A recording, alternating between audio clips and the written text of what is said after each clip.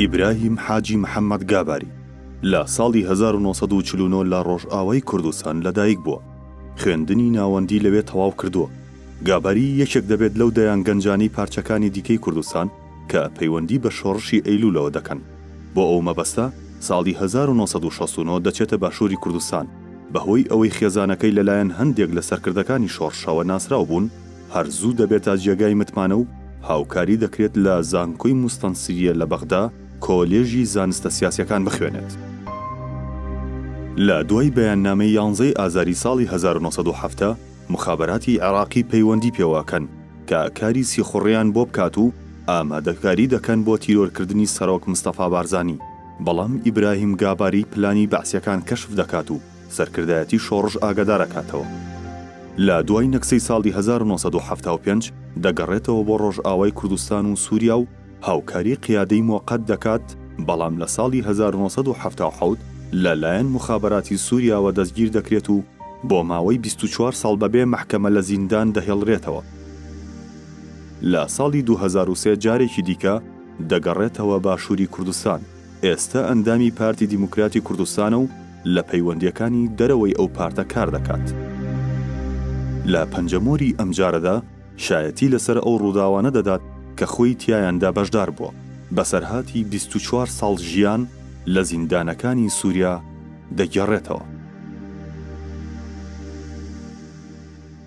بینەران و ویسەرانی ڕوودا و سڵاوتان لێبێت، خۆشحاڵین لە ئەڵقەیەکی دیکەی بەرنامەی پەنجەمۆ لەگەڵ ئێوەی خۆشەویست داین. لە بەرنامەی ئەم جارەماندا میوانداری کاگ ئیبراهیم گاباریمان کردووە کە بۆ خۆی خەڵکی شاری حەسەکەی ڕۆژاوای کوردستانە،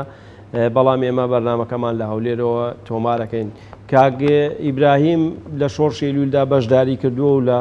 ساڵی 1970 تا 2001 بۆ ماوەی 24 ساڵ لە زیندانی ڕژێمی حیزبی بەعسی سووری لە سووریا زیندانی دەکرێت و دوای ساڵی 2001 ئازاد دەکرێت. کاگ ئیبراهیم گەلێک بابەت، گەلێک ڕوودا و شایەتی لەسەر کۆمەڵی ڕوودا دەدات کە ئێمە لەم بەرنامەیەدا تۆماریەکەین. کاگ ئیبراهیم بەخێر بێی بۆ بەرنامەی پەنجەمۆر. کاگ ئیبراهیم تۆ گاباریت و بەڵام بۆ خۆت لە حەسەکە لەدایک بووی، ئەمە چۆنی بوو؟ بەری هەمووچی زۆر سپاسیا ئێوە دەکەم و سپاسیا ڕوودا دەکەم و سپاسیا کاک ئاکۆژی دەکەم، میوانی ئێوە بوون. ئێمە گاباری ناوی گاباری عەشیرە بەری 300 سالی لە جای گابارە هاتنێ چوونە شنگالی. طبعا زۆر درێژە ئەگەر ئەم بەحس بکەن چۆن هاتن و چۆن بووە و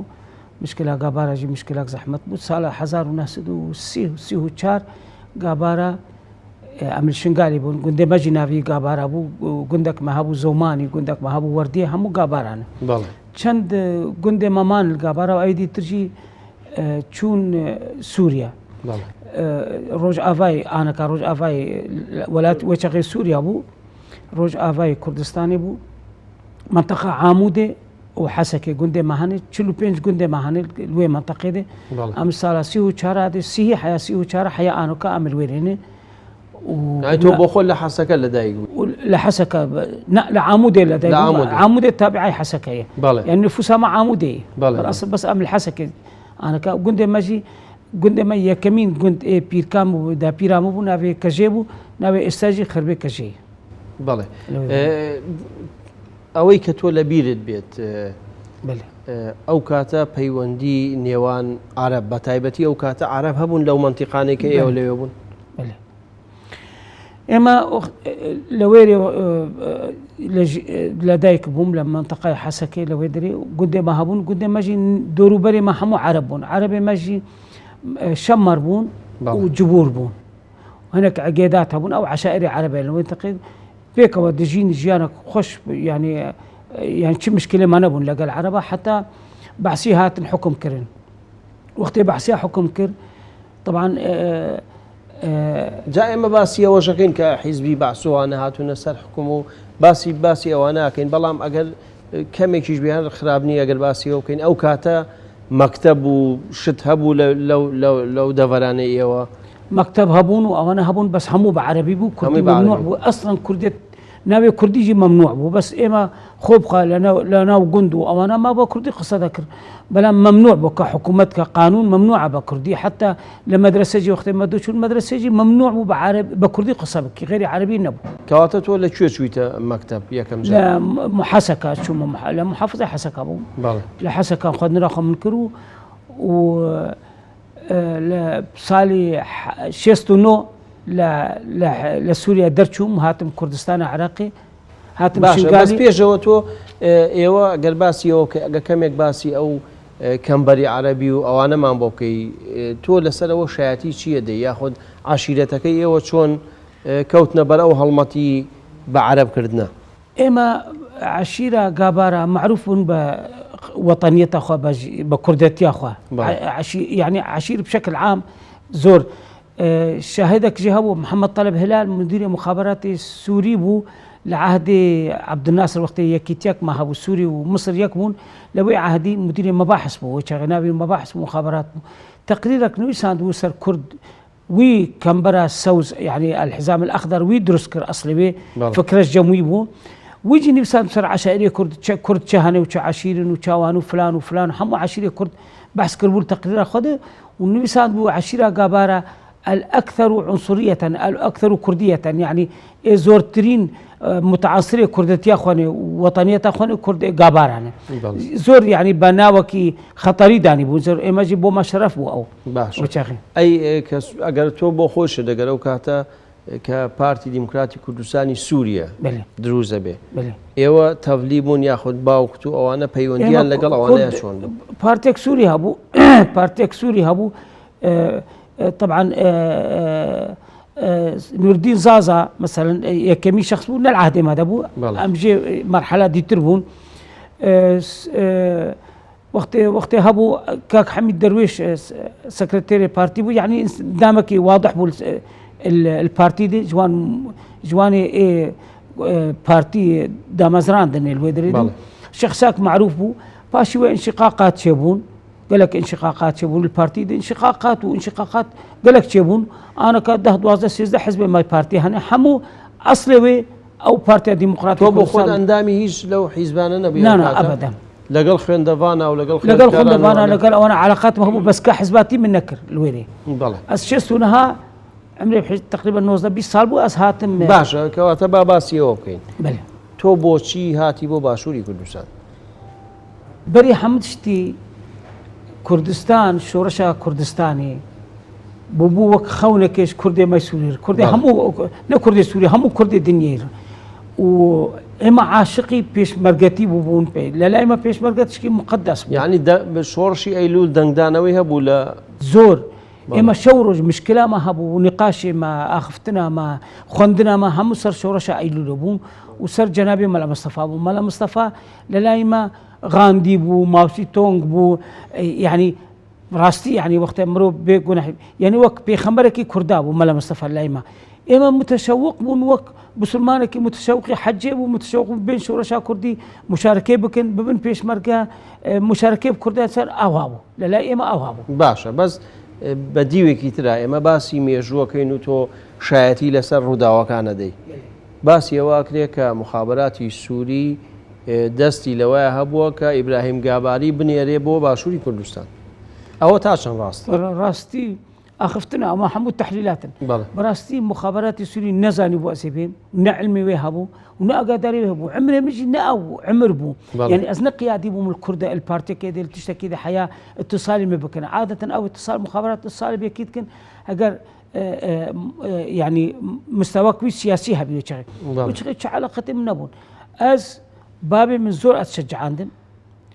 وبابي موطني بو يعني كاك مسعود ودريشي رحمتي ناس كرن بابي دورة ناس كرن كي وبابي دوستي صالح يوسفي بو ايام زمان وقت صالح يوسفي جي حاكم بو لشنغالي وعلاقاتي ما باشا بو كردي شنغالي جي همو ناس مدناسين يعني مش برا اصلي ما شنغالينا از هات مدري فقط عاشقي بيشمرقه وكردستاني ومتخصص خدنا خوجي الكردستاني بك بله كواتا تو صالي 69 هفته دي تباشوري كردستان او كاتا مفاوضات لبين حكومته شورشي كردستان ابو تو تشيت كد بيونديد من هاتم شنغالي لشنغالي جي ما التحاق كر هاتم مكتب سياسي لنا وبردان بله لمكتب سياسي جي من جنابي رحمتي إدريس من ديتو وكاك مسعود من ديتن أو أنا شخصني معروف يعني الودري أو أنا إيش بس باشە پەیوەندیەکی پێشینە هەبوو چۆن ئەوانە کەسێک بوون کە هەروە بە ئاسانی نەدەتوانی تێکەڵاویان بی تۆ چۆن توانی لەگەڵەوەنە تێکەڵبی لەگەڵ کاک مەسعود و کاک ئیدریس و ئەوانەی مەکتەبی سیاسی علي شنقالي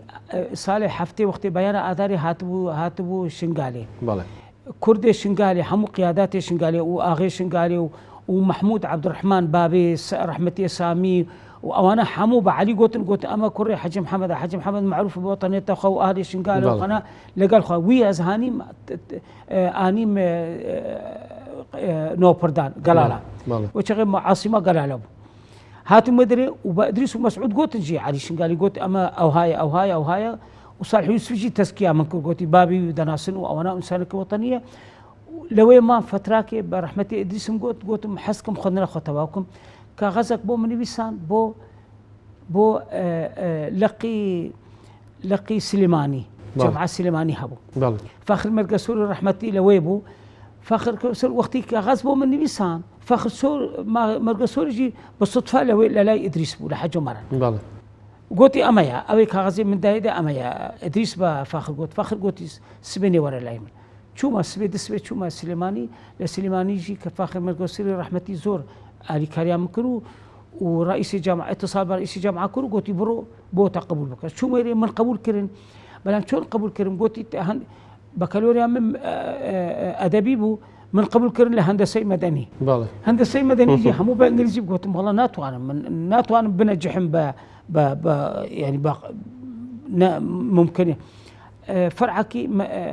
فرعك ادبي من خص قلت فرعي ادبي جي ادب كردي قلت بزماني من ثقافته من زور عربي بقوت مو قلت بعربي قلت كغازك دار من فاخر ما قصيري هنارتم لاي عادل مراد لا شو لا بغى عادل مراد جي اندامي طلبه بو ومسؤوليه قطابياني كردستان بو انسان كي ريكوبيك وزور احترامه تا استجي احترامه مش بو هي كاك ساميجي بو وزير اعمار الشمال ومسؤول اندام بو لجنه السلم والتضامن كرديتي لجنه السلم عربي كردي ساميجي من دناسي اصلا بالاصل بابي من ناسي وامانه من ناسي بابي ويجي وانا من ناس زور اهتمام بكرد وراسا من قبول كرد بس شلون بو قوتي اتو بباسبورت نهاتي لازم ببي لاجئ سياسي حياه ببي باشا او كات عراق لاجئ سياسيه دا بخلق بلي ددا بريه بارتي اگر بارتي تسكير كبتو اما لاجئي ميا او انا اجي بعسيجي لاجئي وان خبون اي ماجي لاجئي مان هب بله بس تو يعني وكو تشي لاجئين ورقد وكو كردي كرات كردو لسوريا وكردكي روج آفا بريا بارتي هاتما لجوء من قبول كرن وطلباء وكرسي منحاق جدانو بو خندني بله العلوم السياسية لجمعية مستنصرية باشا تو صالي 1970 كونغري هشتي بارتي بله هوازم هل لنا بردان جيرا لنا بردان بله تو وكو اندام بشدار بوي وكو چی بشدار بوي ناولا وكو كردكي سوري هاتم تو بشدار بوي لكونغرا بشدار بوم اكريتو سباسي كونغرا ما بوكي لكونغرا حبيب كريم سكرتيري بارتي واوقاته بله علاقتي لقد صلاح بدر الدين باشو بله بچك يساريت جهبو تشببون صلاح بدر الدين بو خوي خلشي روجاوي خوي روجاوي سروكي بارتي كيو بارتياويجي صلاح بدر الدين وملا محمد نيو او انا يساري بون يساري كرد بون حزب كرد بون وفصل بون لحميد درويش بله وقت صلاح بدر الدين دعوه بو صلاح بدر الدين شو جماعتي ما حميد درويش وجقر خوين وهناك برادري دي ترهبون اواناجي كردي سوري اگر دعوت بوان نهنيرن لكردستان عراقي شعبيه توان كيم دبي بله هاتن ببي دعوة هاتن وقتي هاتن داخلي مؤتمر نبو لا اوتيلكي لناي نيزكي ناو بردان لاي تشومان لا اوتيلك لوان بوان حجز كر وك ميوان بلام نهات المؤتمر مؤتمر فقط صلاح بدر الدين بناوي كردي سوري مشترك بزور ميوان يعني هابون و موسلي بعسياجي لويبو سوداني بو ممثلة بعثية بعثي سوري بعثي عراق بعثي عراق ممثلة بعثي عراق لكونغري ما ميوان بله وقتی آخفتنا کردی سوری هات صلاح بدر الدین بعربي آخفت قوتي بحثي إيراني كرد إما إيران لقال ما بون حمو عالم زاني إيران علاقتي ما لقال إيران باش بحثي إيراني كردو قوتي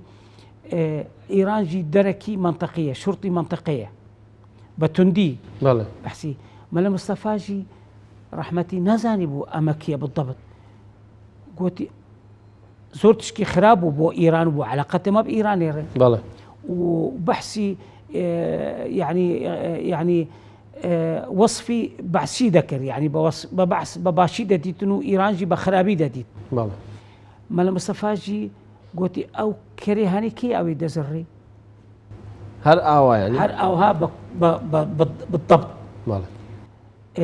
بيقوتن أزباني أو ممثلة كردي سوريا حزب السوري أو هناي وقوتي كي دعوت بو هنارتي قوتي حبيب كريم حبيب كريم سكرتيري بارتي بشتي مؤتمر حميد درويش وجقرخين وأوانا ملا مصطفى ديتن قوت البابا أو هانابي إما جي كردن وأوانا جو إما هاتن مؤتمر وأوانا وهنا كردي مستقل جي هاتن قوت بابا نابي إما ممثلين أوانا قوت إما ممثلين ملا مصطفى قوتي باشا مؤتمرك بكنو كردي سوري مؤتمرك بكنو بزان كي اختيار دكن وبرا مؤتمرك تشيبو مؤتمرك وان تشيبو بشتي تقريبا كم سالك مؤتمرك وان تشيبو لابا مرني لا اسعد خشف ولابا مرني مستقلين هاتن مستقلين كردي سوري هاتن دهام ميرو انتخاب كرنو وقيادات مؤقت تشيبو حميد سينوبو دهام ميرو وانا انتخاب كرنو و حميد دهاميرو قوتي بابا اگر ايوه بهلن حميد درويش وجقرخين وانا بقرن وصلاح بدر الدين وانا جي بقرن سوري ما نتواني اشكي بك ملا مصطفى قوت حميد درويش دوليرا با ملا نيو حميد درويش ليرا بن نتشن وصلاح بدر الدين جي ليرا با نتشن بو وانا اشي خباشي بك وعرقلاك شنو في كاتي دي صلاح بدر الدين بشتي دسيمانقا وك حبس بو يعني بحبيب كريم قوتي بابا من دتشم استقالي خذ دتشم لكردستان دتشم خذنا خذ هوادك ملم حبيب كريم بابا مصطفى قوت ملا مصطفى جي قوتي برابج شو وقتي شو طبعا علاقاتي اخوة طبعا او انا معلومات علاقاتي اخوة لقال بعثيا داني ولقال فلسطينيا داني ولا اوروبا طبعا اما جي موضوعك زور دريجه صلاح بدر الدين باشا وكاتا كوتا دجايتي كردني شورش وبارزاني كد دجايا ملا مصطفى واشو ورشو وبعلني ولقال منظمات يساري ولقال منظمات فلسطيني وبعثيابو او يتواني سرداني عراق وبعثي مثلا بغاوة دجو عراقي ودهاتو طلبة جي امانه جارجار وي طلبة دان خدن بمنحي بعثي عراقي اما شو حميد درويش مال فيري حميد درويش وجقرخين وانا مال فيري ورشيد حموهب انا وقت مال فيري ملا مصطفى حسنت حميد درويش اقصاء بكي يعني او انا بكي دوره كادره تشيبو دوره كادري بارتي تشيبو لبغداد بحميد درويش قلت اتو شش مانجا اتو سروكاتيا يعني دبي مدير سروك يعني دورة كادرة بس روكاتيات تتكر دورة كادرة جي كاك حميد دورة كادرة لويكرو باشي ويجي هاد جنب ملا مصطفى بقرياب ملا مصطفى زور تقدير واحترام ملا مصطفى ابو هبو قوتي بابا من دشم سوريا قوتي دشي سوريا ملا مصطفى بيقوت طبعا اخفتن اك حميده بلا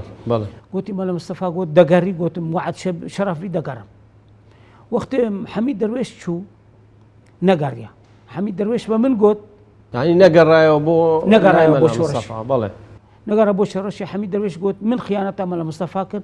من زور تقديره في اختني شكل وقت حميد درويش بلي من خيانته مال مصطفى كر واعترافي بكي اعتراف شيء ميرانيه رجولته بس قوتي وك اغاكي لازم نوعد اخواني باجي وك اغاكي وەک سکرتێرێکی پارتیجی وەختی من وعدی خوا بە مەلا مستەفا گوتووە بەڵام بەداخەوە گوتی برادری من هەواڵی من لە حزب قبول نەکرد من بگەڕم بەس کاک حەمید دەروێش باسی ئەوەکە کە هەندێک جار مەلا مستەفا وەکو کوڕی خۆی سەیریوی کردوێ مەلا مستەفا بە هەر کەس دەگوت کوڕی من لەبەر مەلا مستەفا ئینسانێکی زەعیم بوو یعنی بەڕاستی قائد بوو بەڵام خلافەکوی و کاک ئیدریس هەبوو يعني خلافاوي كاك إدريس ديار كاك مسعود هر ند أخفت يعني وراء الظلم وراء يعني ند أخفت رأي أخو ند قوت بلام كاك إدريس زور رأي أخو علني تقول حميد درويش خيانة كريه أو غلطة أو أهناي علاقتي كاك إدريس وحميد درويش نوى كاك حميد بيجي حميد زور بيجي كاك علاقتي من كاك إدريس زور بو بس بالتصور عنه نبى تصور عنه وك معلوماتي منه أو هانبو باش دوایی تۆ لە بەغا لە جامیعە دەزەکەی بەخوێندن بڵێ وەختێ من جامعە خوێند گوتی نابی جامعە بخوێنی إلا من لجوء سیاسی قبول بکەی بەڵێ تقديما من تقديم كر لجوء سياسي من خلال 7 رجال لجوء سياسي من هات و 45 دينار جيبوه من داني 45 دينار زور بولوي 15 دينار منحة 15 دينار جيب منحة ما هبو زور بو معاشر من زور بو يعني لوي ولاجئ سياسي بشتي سي مانغا لا جامعة بشتي سي 4 مانغا اوانا قوتي مخابرات قوتي ورا لا إما لفلان جيجا ورا ضابطك بو من هنارتن لقل من دانشت قوتي كاك إبراهيم أنت يعني تكركي جنجكي باشو ما صفحات أخواندي ولجوءات ما قبول كذي إما حسكن لقل تدانش قو فرمون قوتي إما حسكن أتو لقل إما إشبك كنت مباما من شون إشبكم لقل إيوا من نظام أو تشتانا من لبارتيك هات بارتي ديمقراطي كردستان هاتما بله وإيوا بارتي يكن يعني إيوا متحالف لقل بارتي يعني من جزءكم لبارتي يعني وقت إيوا بارتي متحالف منو إيوا متحالف أوتوماتيكيا قلتينا تشتنهانا باشي أتو دزان قلتم باشا مهلت يديد يعني بكرتو كرمانجي ديانويز جاسوسي بكيبوه جاسوسي بله من هات ما بلا مصطفى مغود حرفيا من كاك مسعود مديت وكاك إدريس مديت قلتم بابا حاله مسألة وانا ولا مصطفى جي بملا مصطفى قلت وملا مصطفى جي قلت ورا إبراهيم شيء مشكلة قلتم حاله أسرع أو هاي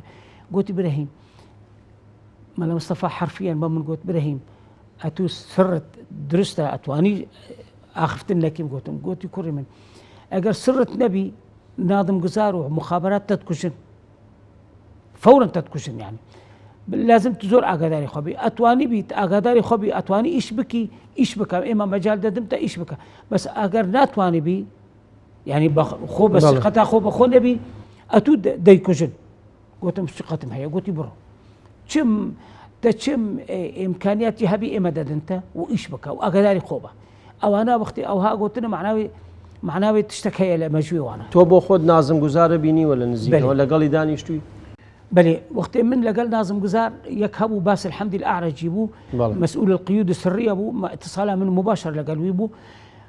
وقت ناظم جزار دهات ناظم جزار باس الحمد الأعرج همو سؤال لمن ذكرين وأوايا دانشتبو يك أخفتنا تقول وقت أخفتنا كوا سؤالك كوا دنويسان ددا ويا أوايا سؤال من ذكر بس من تساني بو ناظم جزارة بس خدي بخوي حسين ذكر يعني برسيار ذكر نظارك برتشاوك الرشي دا برتشاوي خب وديار نبي بس شكله ديار بو يعني بالله بس قد لقلوي هيج ديالوج دانو ساندن وقصة لقلوي نكر أخفتن جارك لقل من ذكر غير لقل من داد نشت أو يدي سؤال ذكر أو أنا مستمع بو فقط بس من تساني بو أو ناظم جزارة ومزاني وش ذكر باشا بلام كاك إبراهيم تو شون تواني بود ك أو سيقية لبيني مخابرات عراقي دروسكي ولقل دەستگای پاراستن یاخود تۆ پەیوەندیت بەکیەوە هەبوو لە ناو شۆڕشە بەڵام دوای ئەو ناوبڕا وچانێ وەرەگرین و دوای وەڵام بەرەوە بینەران و بیسەرانی خۆشەویست وچانێ وەرەگرین و دێنەوە ناتەوە. دووبارە سڵاو بە ڕێزان درێژە بە پەنجەمۆرە دێن لەگەڵ کاک ئیبراهیم گاباری کە لە شۆڕشی ئەیلولدا بەشداری کردو و هەروەها ماوەی 24 ساڵ لەلایەن ڕژێمی باسی سووریەوە زیندانی دەکرێت کە ئەوەش بۆ خۆی چیرۆکێکە و لە درێژەی بەرنامەکەدا باسیەکەین. کاک ئیبراهیم پرسیاری ئەوم لێ کردی کە تۆ چۆن توانی بود لە یعنی ئەو سیقەیە دروست بکەی لە نێوان مخابراتی عراقی و لەلایەن شۆڕشیشەوە. زۆر سوالك زۆر گرنگە قوربان و رحمتي إدريس وملا مصطفى وكاك مسعود حرسي متعاون بون جا حرش الروجك بقول تو بيوندي راس خوله قلوان هبو بيوندي راس خوله قال أنا هبو والله إجا أو مشكلة جي بالمناسبة أو مشكلة جي حساسيتك من لقل شكيب عقراوي كره شكيب عقراوي مسؤولية باراستن بو بلام مسؤولية مباشر كاك مسعود بو والله او حساسيتي شو باشي ابي حساسيتي شو باش ببي اقدر يا شكيب او حمد شتيبو ببي اقدر يا شكيب باش شكيب هبو ومصطفى خوخي جابو معاوني بيبو استاجي جيانا زور احترام بوي هي استا لاي جماعتي ما كتيش مصطفى خوخي انا ابي شكيب حدو نا اقدر بون حتى ديار ملا مصطفى دفيبو أزب قوات لاي مخابراتها طبعا وشغل من زانبو أف ليسكا مخابراتي وأنا جارية كم ولمه دو تشتهبون أزب قواتهم زور بقواتهم لاي مخابراتها يا كمين تشت ملا مصطفى مرقو برهيم بنوي سلاي خوا تهران نطهران تهران جيبك ولس كابراك هاتية ناوي كيسة تشيبو هات حجو مرا من لويبهم شوبو گەنجەکی ئەوها پرچی درێژ بوو ئەوها بوو ئەشقەر بوو سۆر بوو ناوی کیسەچی بوو جێبک تەهران ڕقم هەندە ئەوها بنویسە برێ هەندە ڕقەمی فارسیجی نەوەک ئێمەنێ گوتی ئەوها دەنویسی بەخەتا دەستی خوا دەرێ ئەو کابرا هاتبوو وێرێ پێشمەرگەژی هەر گوینی ئەوها کاغەز تێدا بوون چ تێدا بوون نازانم هەروەک گوینیا بوو گوینی بوون داتانین لە ئەو جەبە دەرتینان تاتانين مقري مال مصطفى أوها داتاني وين مقري شو بو أو كابرا زور احتفال بيكرنو زور احترام ما بيقرتنو 9 ساعات ما وروشت أو كيسانا دانين وشون أو قوني أنا دانين وشون ضل قلت ابني وسام من بشعبي خديتي ورقم هندبو رقم سيارة هندبو كابرا جي شكلي أو هابو شاكتي بيجي عسكري بابي بلام توشتي واد نديو من نديتو نعم قلت أو هاتي بيجي من ديت بشعبي خا بشو ساعات هندهاتو من أوهانا من دانو أنا قلت والله وقت شوم وأنا وقت من آلي كروان كل شوم حرد شوم فورا اجتماع من قالوا معلومات شيء قلت أوها والله معلومة كوهي أنا زانم قلت دائما جي ملا مصطفى بند قلت معلومة أتزور أهمية ندم معلومة على أساس تشتكي عادية باش بوئي ويان باش نيا نازانم بس أوها وقت بوانا قلت زور اهتمام دار زور قلت رقم السيارة كم قلت رقم السيارة نازانم أوها نيساندم شاري إيران شاري فارسيجي وك إيمانية شاري إيمانية مختلف بو أو قلت أو رقم بو جيب بو رقمي زرد بو عسكري بو كابراجي ناوي كيسة بو ضابط بو أكيد ضابط بو وزور احترامي عندك قرتو أو قونيجي أو هذا بيش مقاهاتن أو قوني دانين جوركي أو جوري ملا مصطفى دنشتو كابرا 6 ساعات باوتشو زور يعني تشتكي عجايب ولا العوانة وقم براك فجري قلت إبراهيم أتو لهم عميلة مرة استري تشتكي دي ترجدان من جار اجتماع مكتب سياسي سري بو هاشم عقراوي لقلوان بو مثلا وهاشم عقراوي بو وعزيز عقراوي بو وإسماعيل ملا عزيز بو ها أو أنا حمول بيكا وبون اجتماعك ذكرن قلت أو محاضرة أو نتائج اجتماعي تشبون طبق الأصل دان بأيمن طبق الأصل قلت إبراهيم أوانا جي شون دلي صبري بوطاني مسؤول أرشيف مكتب سياسية أتو دلي صبري بوطاني زور برادري منه صبري بوطاني جار دردشي من لويما أو نجي مطبوعات أوانا ذكم أو استنساخ ليم ورقرتيه استنساخها مكتب سياسي قوتي زور إما دزانن أو استنساخ دشي لا يوانا نا أو استنساخ دشي محاضرة أو يعني اجتماع دشي لا باسيا دشي لا يوانا حركة بجوريك دشي أتو وقتي راسي بديوانا زور اعتماد دي سرتان وأنا جي عملائي ما وقت زيادة البرواق بيكن يعني سيقتيان بأوانا سوق دبي ناميني سيقت بتو دميني دي جار سي جار جي ما قوتي صبري بوطاني قوتي بمن قوت وقتي من دا وانا دونا وانا شوتي زور يعني زعل قوتي باشا او انا هر او شبكه بري هر تشل روز بينجوري او شبكه باشتر ابو ما من دا وانا ثقتي بعملاء ايوان سوق دبو ببن درس دبو دبر من طبق الاصل بوان دبر يك واحترامهم بو مجي فوق العادي. باشا كاك ابراهيم جارك مخابراتي عراقي بو داولته كاك الرسمي لقل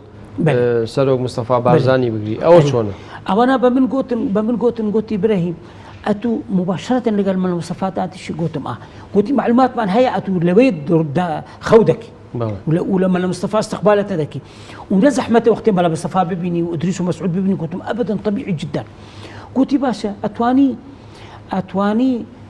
رسمك اللي قال مال مصطفى بقول قلت قلت زحمتني قلت قلت شلون مثلا رسمي شلون دعوه رسمي قلت ازبني من حزتك برسمك اللي قال تبغى بو اهلي خذ هنا بو سوريا قلت قبول دكي قلت بالتاكيد قبول دكي قلت تجربه كي بك اقر صورتك قلت باشا من هات ما مصطفى قلت ازبني حاول مساله وهاي قلت باشا ابراهيم او جوري لحجو مران او جوري مال مصطفى ديدي جورك استقبالي عام هب واستقبالك مال مصطفى خاص يهب من مال مصطفى قلت بحرسا قلت باني ادريس بانجي ادريس ادريس قوتي ادريس رسمك منو كاك ابراهيم بيكا وبقرا وشاغي كاميرا هبون بلورايد بون فوري بون ادريس هات رسمك من قرت لقال مال مصطفى دانش تبو اوهام منو بيكا لسر كرسي بون رسم ديار دبي مال مصطفى من قلت كرسي وك امان ابو داري هبو قلت دست خدين سر كرسي من دست او هذا سر كرسي مال مصطفى طبعا من نزاني بوتشي يعني قلت رسمك قلت بيش يعني مال مصطفى قلت او رسم جواني يا رسمك دين بقول ادريس او هذا او لهجه ادريس رحمتي بي رسمك دين قلت مش يعني قلت اما باشا دامن قلت بدوانا دستي من لسر كرسي مال مصطفى بو وقت ديار دبي انا كازي بيش زي نسخه كي بدمت له او مال مصطفى وقت من تشوم من تيغشتم باشي من تيغشتم دست كرسي من بو فوتوشوبي نظام شيء تصوير عنك عالم اتوان فنك بك وقت دست من لسر كرسي فنابي يعني اكيد اول من بربوانا وقت مدوانا قلت مرسمك خو قال مال مصطفى قلت وقت او هاديتن يعني براسي وقملاك يعني زور مستغربون قلت زور تشكي باشا يعني مال مصطفى ثقتي بتو هي يعني اتو لك كده خودك قلت مليره او اسئله انا ممكن يجي او ورسم باشا كواتا وكاتا مخابراتي عراقي بله انا ويل ريجيتو سروق مصطفى بارزاني بكوشه بله او شلون بو شي بلاني دانا شلون انا شلون بو جار مال مصطفى دا قلت ابراهيم او انا تشتكي للسريان ده هاي او علاقات بو تدانيني ودليل رسمي خلق مال مصطفى بقرا وادريس دبيني ومسعود دبيني او انا دبيني معناه وي تشتكي فكرك لتشكل السريوان هي اتو محاولي بك دائما محاولي بك مستمسكك لو انا ورقه بين مستمسك حمو اخفتنا قلت باشا وقت مباشره وقت قايم مقام الشنقالي هات كشتن حفتاودو قايم مقام الشنقالي وقت هات كشتن او انا مباشره اجتماعك بمنكر قلت ابراهيم ورا ما حاسك كنت تشتكي بك قلت مشي قلت مال مصطفى لازم بيكشتن وقال ناين نتوان بكشتن الا امنوا ايما وايتا تعاونك جدي لقال ايما كنت بابا من شاءت وانا بكم يعني من نتوان تشتكي بك ايوه بلين رايي تانشي ومن حاضر قلت مثلا ابراهيم اما اگر هناك جعل بدن اتواني بدي مطبخي او خوارن اي بيش مرقت كنت بابا من اتوانم او ما بكم بلام او مطبخ ايوه ما بيش مرقت كوجني عمل مصطفى قلت مال مصطفى لو مطبخي خوارن ناخذ مال مصطفى لماني خو خوارن دخل لماني خو خوارن دخل تلا ايما شاي كابرات هي شاي خاص بوتين داتين يعني زحمة قلت لا إما بشمرقانا بين إحنا بعربي قلت إحنا نريد رأس الحية سري مار بالا بقول سري مار بي أو ناخي لما طبخ ناخي قلت باشا سبيني ورا اجتماع عقدك سبيني هاتم قلت إبراهيم أتو وقت دتشي ويري شنطاك سمسونات هيا قلت مري وأنا جار أو شنطاي سمسونات دبينين لا دستي قلت قوتي إما شنطاكي دي تر أو هاد نفسي أوا ددنتا أو شنطة داكي ناو جلكي ناو شنطة جلكيته أو يقورا شنطة تيدي ترجي إيه بطال لدستي تبي أتو دا شي ويري حاجة مران وإما فيردك أو شون دبي أو شنطة دوراكي بوتك أتو لجورك داد نشي أتو جلجس فتح الله لجورك خودك قلت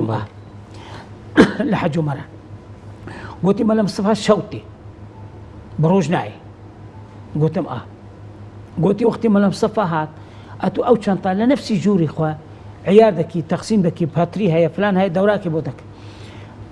دكي وقت ما لمصطفى لوربي أو باتري دكي دي عيار دكي ودردشي وتدردشي أتو دردشي للسيارة كي سوار دبي وتي راوندوز دقري راوندوز لحاجة مرة حياة راوندوز تقريبا ساعتك قلتم إيه لا راوندوز قلتي إيه ما طيارك بوتا حاضر كرنا معسكرك جيش الوربو طيارك بوتا حاضر كرنا قائد لواء قائد نزات شي لوي انتظار تدكي لويري أتو طياري صار دبيتي باس ساعتك قنبلة تتقي سبحان الله احتياطا أجر مثلا أتو سيارة النبو ناتواني به أتو بشك دور دشي لا قصر دور دشي وقت انفجار دبي كسنا مني لوي قلتم باشا زور باشا كاغي إبراهيم إما چیرۆکی جانتاکە تەڵەگرین دوای وچانێ وەرەگرین و درێژە بە قسەکانمانە دەین بینەران و بیسەران وچانێ وەرەگرین و دێنە وڵاتان دووبارە سڵاو بەڕێزان پەنجەمۆر درێژەی هەیە لەگەڵ کاک ئیبراهیم گاباری کە بۆ خۆی لە شۆڕشی ئەیلولا بەشداری کردووە و هەروەها 24 ساڵ لە زیندانی بەعسیەکانی سووریا بووە. کاک ئیبراهیم باسی ئەومان کرد کە تۆ ئەو جانتایی بۆیان دروست کردیت ئێوە پێشەوەی کە تۆ ئەو دەستکەی بە عەمەلیەکە بە چالاکیەکەی خۆت تۆ شۆڕش ئاگادار کرد بۆ لەوەی کە شتێکی واکەیت لە ڕێگەی چیەوە؟ بەری من بێم ئاخر جار وەختی هاتێ من جنابي سروق مسعود ديت كنتم ديارة وضع طبيعية زور مستعجلين أوانا قلت إبراهيم أتو وقتي أقر تشتك مستمسكة كبي وتهات منو يعني كلمة سر داتينا بلى مقول بلى وكلمة سر وقتي تهات سيطرة ما يعول برزيوة البرزيوة وقتها تهات شهبي تليفوني بون بكي تليفوني أبي ما نويلها بله إيش ورشة تليفوني بون بكي أزي بيجي إبراهيم تشاواي أجر تقو باشة عادي معناه هيش نينة أجر تقو زور باشة معناه يعني وضع خطير يعني كواتا نهينيكي أو كلمة سرية أنا أو بله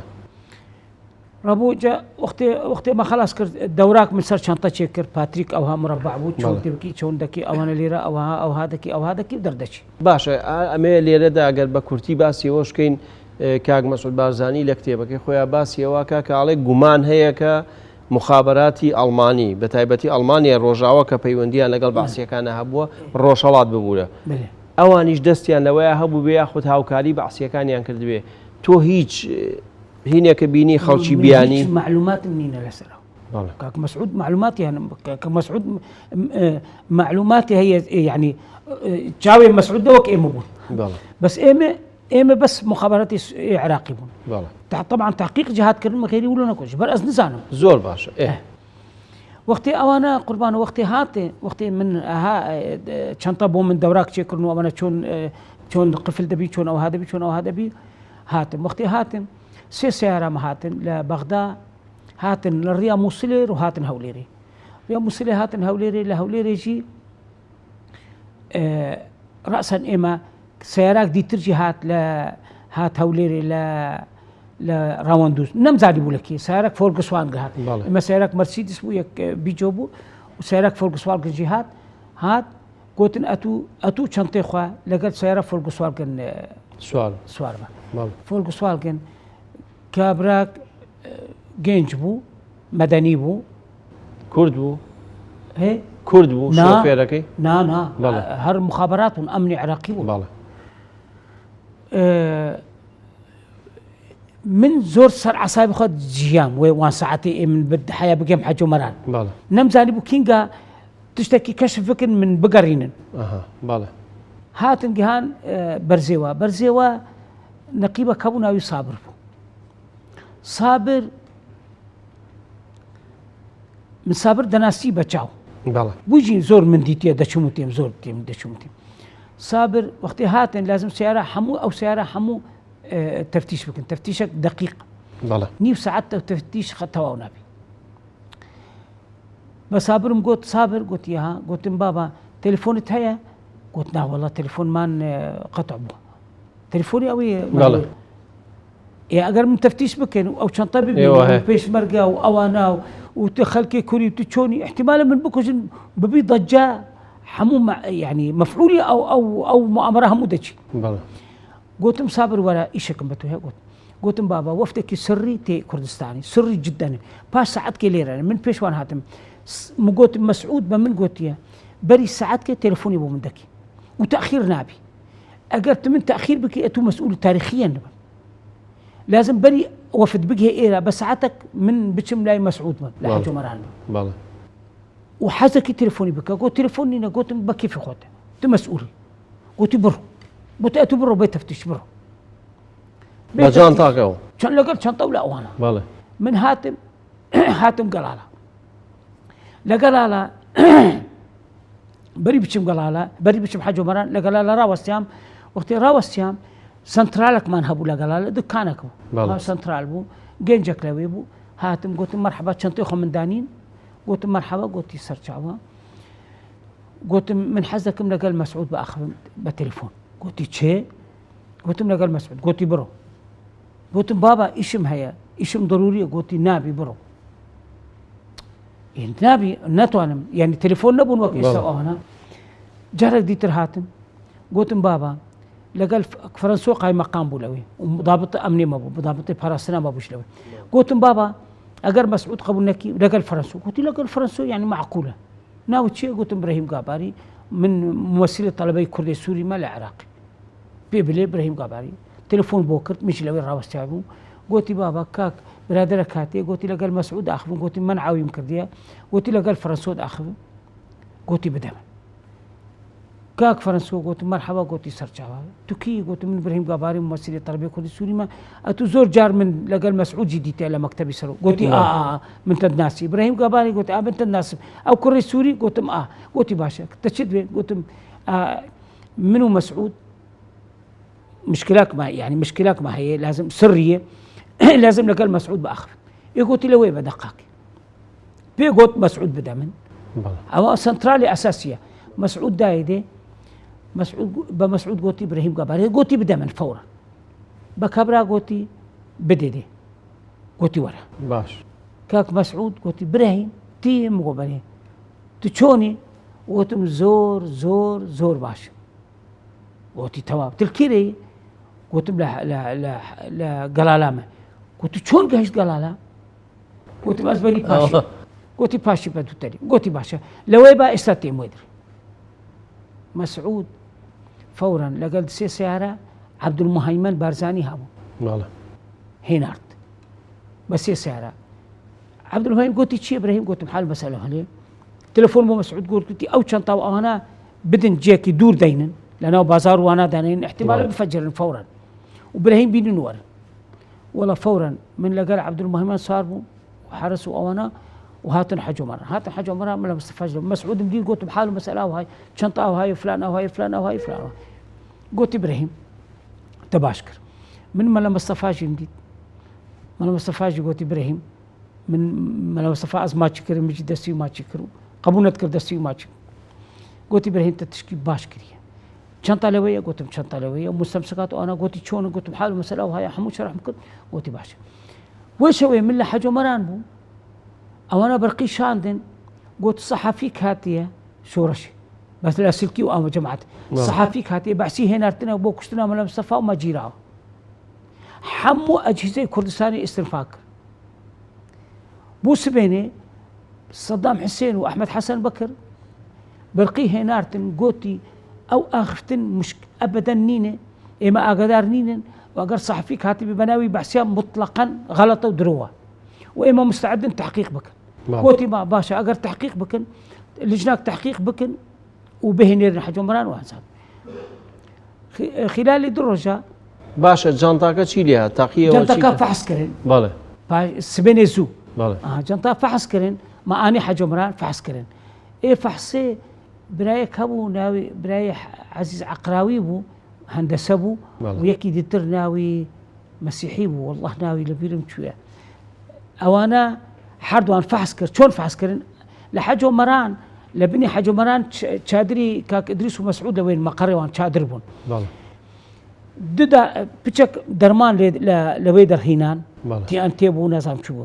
بچك درمان داني سر دارك بداركي جريدا داركي دريش شبو وبردكي جورا هاتن بشت بردي جورا وآجرك دادان لبشت أوانا 4-5 متر أو آجر أو هاكرين آجرك هندك درمان بو آجر شو عزمانة قوتي أو درمان فحصيان كر قوتي أو درمان دولية يعني محلينينا لازم دولتك أجنبي مشتركي أو درمانة بحياة بزان من أو درماني أو نوع تي أنت وكيميائي إستايا يعني معقول نية بشرك عادي طبيعي درس بكي إلا يعني حكومتك هبي باتريجي وأمانا جي قنبلة بون أمانا حارق وحارق بو يعني بين صدمة دخان جيبو تفجير بوجيو أو بشري لوي همو كسنا دما باشا أي دعاء لجنة تحقيق كشي كرت لجنة تحقيق هاتن قو إما تحقيق لهاوليري دكن ملا مصطفى قول لهاوليري همو تحقيق لحج عمران دبي لكردستان دبي لا كي هات عبد الخالق سامرائي اندامي علاقاتي اندامي قيادي قطري وقومي ومجلس قيادة تورابو ممثلي بعسيابو مكرم طلباني لجبهي وطني بو شيوعي بو لقلوان ابو وعزيز شريف ابو عزيز شريف سكرتير لجنة السلم والتضامن العالمي بو لقلوان ابو حرسي بون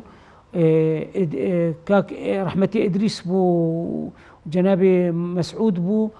وحبيب كريم ودكتور محمود وسامي عبد الرحمن بونو أوانا لقبل البارتي بون أوانا جي همو تو شايتي الدالة تو عن بانكر تحقيقك تحقيق تقريبا 8 ساعات تحقيق بو زور باشا كاك إبراهيم أما لا القيدة هاتودا بكورتي باسي أو ليكولين وياخو تحقيقها كين ودواء باسي کۆمەڵێک شتەکەین کە تۆ لە ماڵی کە مامۆستا جەرجیس فەتحوڵڵا مامۆستا ئیبراهیم ئەحمەد دەبینی بینەران و بیسەرانی خۆشەویست بەم شێوەیەتینە کۆتایی بەرنامەی ئەم جارەمان لەگەڵ کاک ئیبراهیم گاباری ئێمە لێرەوە سوپاسی ئوتێلی تانگرامەکەین کە ئەم بەرنامەیەمان لێەوە تۆمار کرد دوای ئەوەی کە پێکەوە پرۆمۆی ئەڵقەیدا هاتوو دەبینین بەخوای گەورەتان ئەسپێرم لسر آرزوی همو ملتی کرد پاش توقيع بيان 11 آذار كثر ل 30 مليون ليرة طلعتي ناولا هیچ دەورت هەبوو لە دروستکردنی پەیوەندی نێوان پارتی و حکوومەتی سووریا مكرم طلباني باسم حديثي قلت معدد زردة لتحقيق هذا ترسي قلت لا لتحقيق لا ترسم أو برادر هرنا ناسم لحياتي خونا مديتيه ولا كيو سويتو شلون حافظ أسد بيني وبينيني حافظ أسد رو آسان نبود جلال طلباني وعلي الشنقاري ناس كرن أزل شاميم وأز مفاوضات تكون محافظ أسد ديتي حس كرن بزان من أول سكتشية أو موضوع شيء كاك إبراهيم تو ببينش باسبورتي تزوير سفر دكتور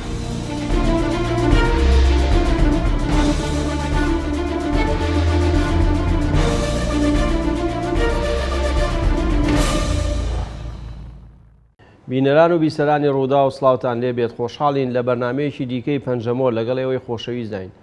لە پەنجەمۆری ئەم جارەشدا درێژە بە گفتوگۆکەمانە دەین لەگەڵ کاک ئیبراهیم گاباری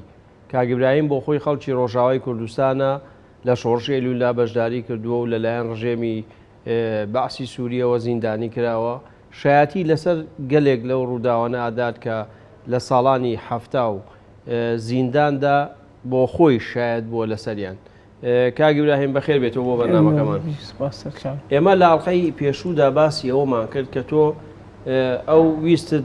تەقینەوەی بکەیت یاخود مخابراتی عێراقی ئەویست کە تۆ تەقینەوەی بکەیت لە بارەگای سەرکردایەتی شۆڕشی کوردستان بەڵام تۆ ئەوە کەشف کرد ئەو نهێنیەت بۆ شۆڕش درکاند و سەرکەوتو نەبوو. دوای ئەوە حکوومەتی عراقی زۆر نیگەران بوو بۆەوە داوای ئەوەیان کرد کە کۆبوونەوەی بکرێت لیژنەیەک پێک بێت بۆ ئەوەی تحقیق لەسەر ئەو مەسەلەیە بکرێت. ئەو لێکۆڵینەوەی بەکوێ گەیشت چۆن بوون چێ بەشدار بوو لە لێکۆڵینەوەکەدا؟ قوربان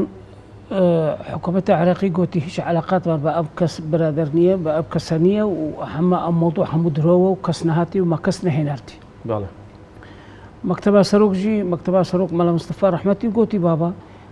وەرن تحقیقی بکن گوتی بە ئێمە مستعدن بێت تحقیقی بکن. جارە ئەوڵ گوتن لە هەولێر مەلا مستەفا قبول نەکرد لە هەولێر گوتی براهیم ناچی هەولێر ئێوە وەرن حەجۆمەران گەلاڵە هاتن گەلاڵە عەبدولخالق سامەڕائی بوو مەسئولی باسیا بوو یان ممثلی باسیا بوو لە ئەو تحقیقە ئەندامی عضو حرد القيادة بو قطري قومي بو حزب البعث وعضو مجلس قيادة الثورة مؤسسين بعتيابو جيرد قوتن فيلسوف البعث لقال مكرم طلباني لجبهة وطني بو حزب الشيوعي بو لقال عزيز شريف سكرتيري بارتي سكرتيري لجنة السلم والتضامن العالمي ايماجي فريق ايماجي اي بارتي جنابي رحمتي إدريس بو مسعود بو ودكتور محمود بو حبيب كريم بو سامي بو أوانا بو وقت أوانا هاتن همو مستمسكات وبلقاه أوانا وتليفوني أوانا وفلان تاريخي أو هكذا فلان تاريخي أو هكذا ناظم جزار عفوا عبدالخالق سامرائي بجنابي سروق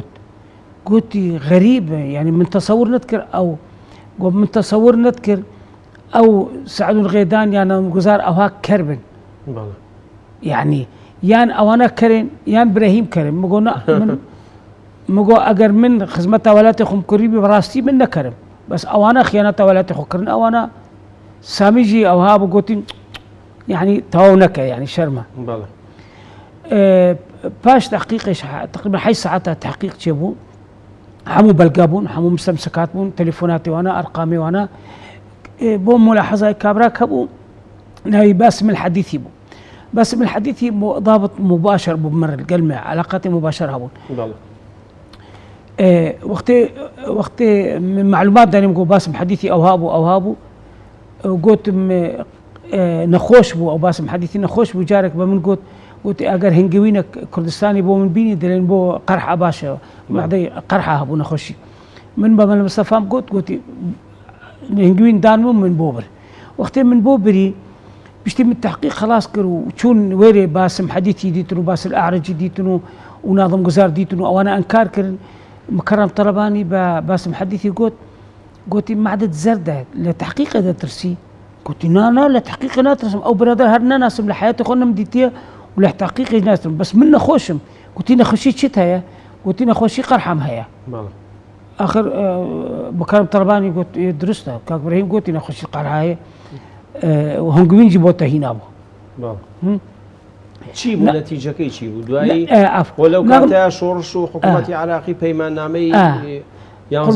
ناظم جزار قوتي من عفوا عبدالخالق سامرائي يقول ناظم جزار من كلمة حزبي إبراهيم جاباري لمن باشتر ناظم جزار دناسي قلت أما تشكي عجائبة يعني طبعا بجنابي سروق قلت بمسعود قلت أما يك هدف تشبو جفيت حقيقي انه بعسي وقت توقيعك لبيان اثار وقعان وبراتي وحكم ذاتي وفلان واوانا وبن اشرافك دولي بي همو دروه همو خداعه همو غدره همو خيانته او بلقاش بو عالمي بو او رسالك بو عالمي همو بعسي تشكي راس اللايوان توقيع اذا كانوا درو اذا كانوا وتشتكي راس اللايوان كاسي دروي شورش وحزبي بعض بجداريا انك لو ليكورينوي لو تحقيقه أنا بس عبدالخالق سامرائي بو ممثلي وانا بو ممثلي قائدي وانا بو اي باشا للان بعسيه كانوا ياخذ للان حكومه عراقيه إدانة وكذا بالرسمي جارة أول وقت بري تحقيق به أحمد حسن بكر وصدام حسين نائبو إدانة كرن قلت أبدا ما أقدر نين ونمعقول وراس نينه بس باشتي تحقيق شابو كسكي إدانة نكرتها کەسیش هین نەکرا بلي بس باش سالكي بالضبط باش سالكي ناظم جزار انقلاب بو حماد شهاب وسعد الغيدون او انا كرس الحدود الايراني يك كشت ويك ما وانقلاب لصدام وصدام جي كشت صدام ومحمد حسن بكر كشت انا او جي مشكلات الحال خو باش دوایەوەی تر تۆ زیاتر نزیکە بیتەوە لە سەرکردایەتی شۆڕش بەهۆی ئەو بلي من فترة كما جنابي ملا مصطفى قول لي ربا وديسو مسعود قلت لي ربا من لما قري ملا مصطفى من دوام كرو وملا مصطفى قلت مقاز بني اگر زحمتنا بأزيبتشم أوروبا قول كوري من تبتش تشبكي مقوزي دكتوراه بينم قول أمن دكتوراه دمت وازي دكتوراه بدمت تبتشي كيلي ويبحثي تبوكش قبولناكم تبتشي من اعتباركم من دكتوراه ما هي ملا مصطفى دائما زور باشا کاگ ئیبراهیم ئەو کەسانەی کە زۆر نزیک بوون لە سەرۆک مستەفا بارزانی ئەو کاتە بە تایبەتی کوردی پارچەکانی دیکە هی کوردستان کێ لێ بوو کوردی پارچەکانی دیتر نزیکی مەلا مستەفا بوو کوردی کوردستانەمەی ئاباکوڕ دروێش سەعدۆ هەبوو نزیکترین شخص بوو مەلا مستەفا والشورشا كردي ده وعلاقتي ما بدرويش قالك باش يعني بشتي شورش يجي باسبورتي ما درخصت وقال لك مساعده ما كنت خدمه حتى انا كدرويش ساعدوه يعني تشكي مميز بالكردستان بكرده الكردستان بارتي ديمقراطي كردستان بارتي سوري يجي علاقتي ويا هر مال كردستان بشتي قياده مؤقت شو انا دهام ميرو او انا جي علاقتي مال قال وانا هبون كاك حميد درويش علاقتي مال قالنا مان علاقتي بارتي قالنا مانو مع اعتبار الفصل ويجمعوا فتره كي بود جي ماجي انا كاجي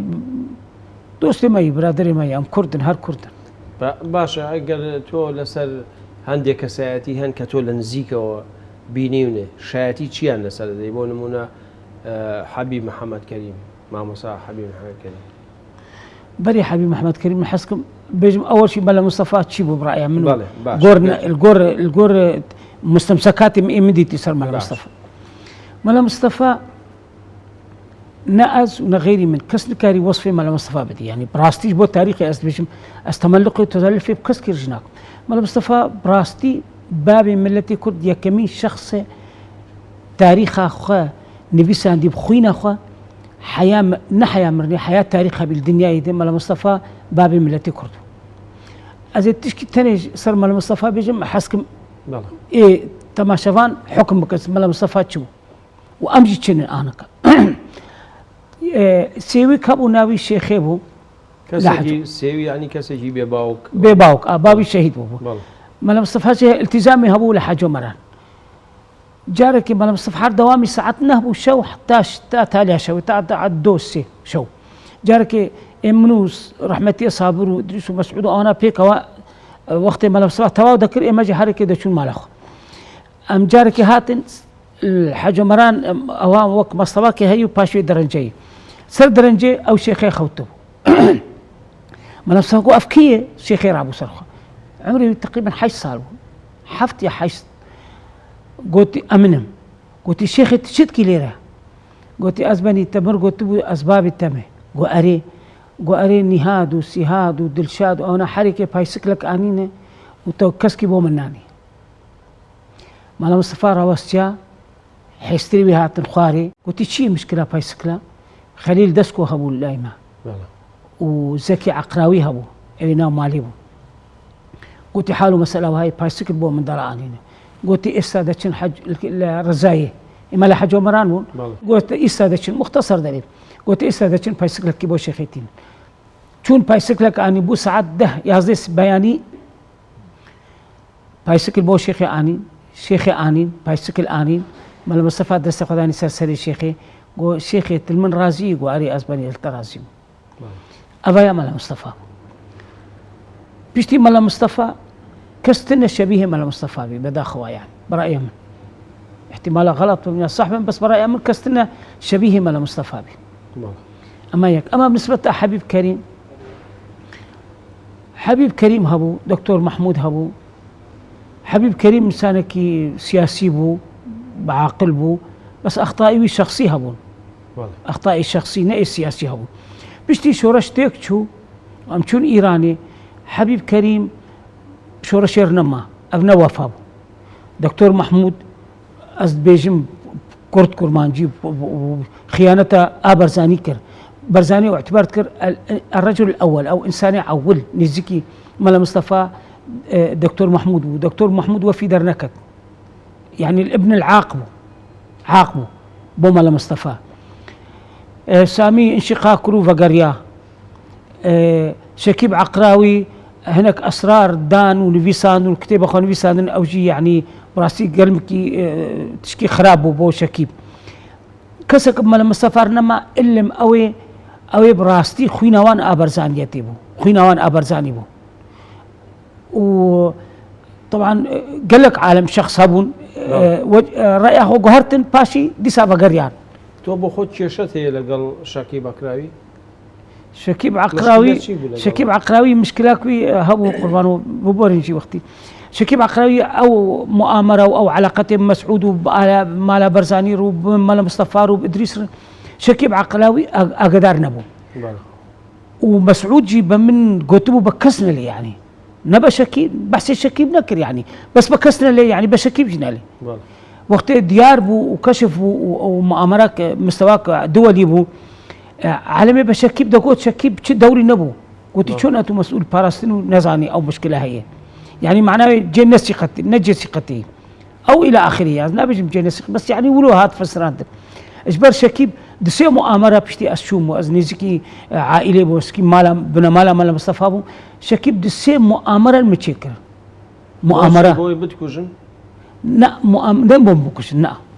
مؤامرة جارك شيخك هابو شيخك عربا نبي شيخ حميدي بو لا إما ميواني مالا مصطفى بو للسعودية استاجي هي جارك بالشيخ حسن من نزيكي مالا مصطفى نبا جارك بشيخ قوتو أتو بمسعود بلي أما مسعود صاغة قلت بمسعود بلي إنه إبراهيم بيجي من ملا مصطفى أزداني من سرطة مراقباتك تعربك ليرة أز مراقباتك وتشد خواسي أز اشتربك حميد يجي قو أسيبش قلت ورا سوار بو شو لاي مسعود شو لا كاك مسعود جنابي السروكي بس ويش ما تقول كاك مسعود لأن إبراهيم أبو بالله كاك مسعود بي قلت له شي حميدي قلت له شكب شي مشكلة قلت إبراهيم بيجي أز قبل ملا مصطفى مراقبة سر شيخ حميدي تكون شيخ حميدي بيواني ملا مصطفى وعربك وديكاوي كردي شيخ حميد ديكاوي كردي وهافلنجي ملك فهد علاقاته ما قال كي بير قوين بون قو حميدي بيجي رابو جنابي سروك جير قو حميدي إبراهيم ما يكرر مال مصطفى إبراهيم بس أقدر تشكي وها هبي أستحسكم تراسي بيجي قلت والله العظيم شكيب درودك البر شيخ شكيب جير قلت تبغى درودك البر مسعود قو خلاص تمام ما فهمت شيء مشكلة يك جوان ايش يقول لنا كان باشا باسي كوبنويه كان بلي لمالي جرجيس فتح الله خوالي خوش بو جرجيس فتح الله بلي لوي مع موسى ابراهيم احمد لوي بي توش بجدار بي لو كوبنويه تو بو بجدار بوي لو كوبنويه باسي شي كده بلي قربانو جرجيس فتح الله مالك ابراهيم احمد هاتبو تشومان بو خاريك بو تشكربون لتشومان بو اوج موضوع اكيد زور دريش اولا ام درباس بون رأسا جرجيس فتح الله إشبو إبراهيم أحمد تشكي غلط نبيشي فورا قلت دي أما إبراهيم قاباري أو مؤامرة صار ملا مصفاك كشف كربو أما جماعتي باراستنا وقتي أو ها قلت يعني من تيجاشتن بو أو ها قلت يعني إبراهيم أحمد غلطي كينك إبراهيم أحمد جي طبيعي زور سلام المكرو أزماتي كرمو زور كيف أمتتي كاك إبراهيمو إنسانك باشو وكردك ونزاتشو إلى آخره أم دانشتن إبراهيم أحمد تشكي مهم قلت الوري قو إما دجي بارتي بون وانشقاق ما كردو ولا قال حكومة بون قو إما لا بغداجي حكومة بون ما تشب حكومتي قلت أنا تقولها قو بري بيانا آداري أزنا خوش بوم أزي بشم لندن قو زي بشم لندن حكومة عراقي جي بري موعد وعد دابو عشان سيارة بدن بارتي حزبها ما مقراتي حزبي إما وأسشوم لندن قلت بين 6 وزير وبين 6 أعضاء قيادة قطري قومي من ودع عندنا وقت شو مطاري شو لندن ولندن صار حسابي حكومتي بو قوم من لويبو نخوش بوم بيانا أداري درشو قوم من برقيق شان قوم إذا بيانا أزارتكم بس وقتي أمهاتن بخدي قو بس جنامي ومن داري من استقبالها من كسكي دي استقبالها من نبو يعني أمش بير كرن بجار كده بشتي فترة كي ما قو منو جلال طلباني أنا قومت أمي بتشن أمي بقرن كردستاني وما جوانار قو أمي بقرن قونا فنقرن أمي إيرو مهفاني وبن بشتي سمها قوم مهفاني وبن قوتي ما وعد دابو السيارة أمي بدنوا أمي أنا بدنوا بشتي في قطعي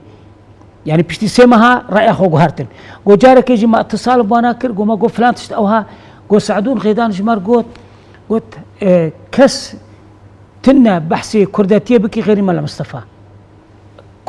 كرداتي نما إما علاقات ما بس بقال ملا مصطفى بقال كسكي دي ترنينه قلت ما باش بشتي وي بوشمان بون قلت نا أمي بار دانش قو أم دانش أمي بتشن كردستاني وأمهات الكردستاني مختصرة أخفتنا طبعا بالتفصيل جير قلت شلون ما خيانة قلت ما خيانة كري يعني ما غلط كري أم إنشقاب ونبعسيار أبون ما غلط كرو تالي بعسياجي وقت جارك دي ترجي خسن أم بين وجه رأيه هو سر كرداتي قهرتون سر بارتي قهرتون سر ملا مصطفى قهرتون تخسن بديلك ملا مصطفى ببينن هردجي ملا مصطفى بله باشا كاغي إبراهيم أجاباسي سيدة صالح يوسفي مبوكي بلي أو صالح يوسفي وبعد ناسي لنزيك بلي صالح يوسفي إنسانك وطنيته زور بقوته إنسانك زور ريكو بيكو إنسانك دلسوز بو قلكي وروشنبيل بوشي وقت صالح حفتي وشار وقت ما قرار دا أم شربكن شرشي بيبي الكردستاني صالح يوسفي تنها قوتي إيم نلقى الشرب لازم إيما مخرجك بيبين شرنك قيادة كردي قوتي هنا لازم شر دست بيبك شر دست بيكر وقت حفتي بينجا بيانا آذاري تشيبو الجزائر وقت بيانا الجزائر تشيبو إما همو ما قومي بشن إيراني وأمي شر تأجيل بكن صالح يوسفي قلنا لازم إما تأجيل لك لازم إما شر بكن يعني قلت بابا وقت ما قول شر نكن وشركن وقت أزبيجم شر بكن هو شر ناكن أزبيجم خلاص أزلير نامنم أزبيجم راسي أو موقف صالح يوسفي بو إنسانك للاي من درجة أولى بو مميز رودا لا صالي حفتا كان يعني بيجوي شورش دست بيبكاتو كشتني سعيد عالشي ودكتور شوفان وأمانة تو شي زاني قربانو معلوماتي ما الآتين دكتور سعيد عالشي لقال درويش ساعدو لقال هنا قياداتي كردي او انا علاقاتي لقال ملا مصطفى مباشرة علاقاتي وانا لقال بارتيا ايما هبو سعيد دكتور شوفان يساري بو شبو لقال او انا انشقاق كربو ومطلوبة تركابو رابو هات كردستاني لجوء اخو الكردستاني خست أسعد خوشفي رحمتي وعيسى سوار وأنا زور تقديرها من كرو بيش مرقداني دي وتدريب كرو وزمان كردي فيري بيش مرقات كرو إنسانك ريكو بيكو أو أنا أبو دكتور شوفان سعيد قال شي هاتبو اشتركي هاتبو بو بي كردستاني بيش مرقي شوفان هبون بيش مرقي شوفان قلت ناس كرن أبا سعيد قال شي خبر دان شوفان قلت سعيد قال شي هاتي قلت بكسنا لين بين لايبن ببي أقدر يا أسعد خوشفي وعيسى سوارو أو جماعة ما وحج قادو هبو ببي أقدر يا وانا هنا برنوالكي وأمنا كشتن بوشي كشتن لبر سياسيا دجي إكبون نتخص بميني نتخص سعيد آلشي بميني أو حزب بميني دجي إكبون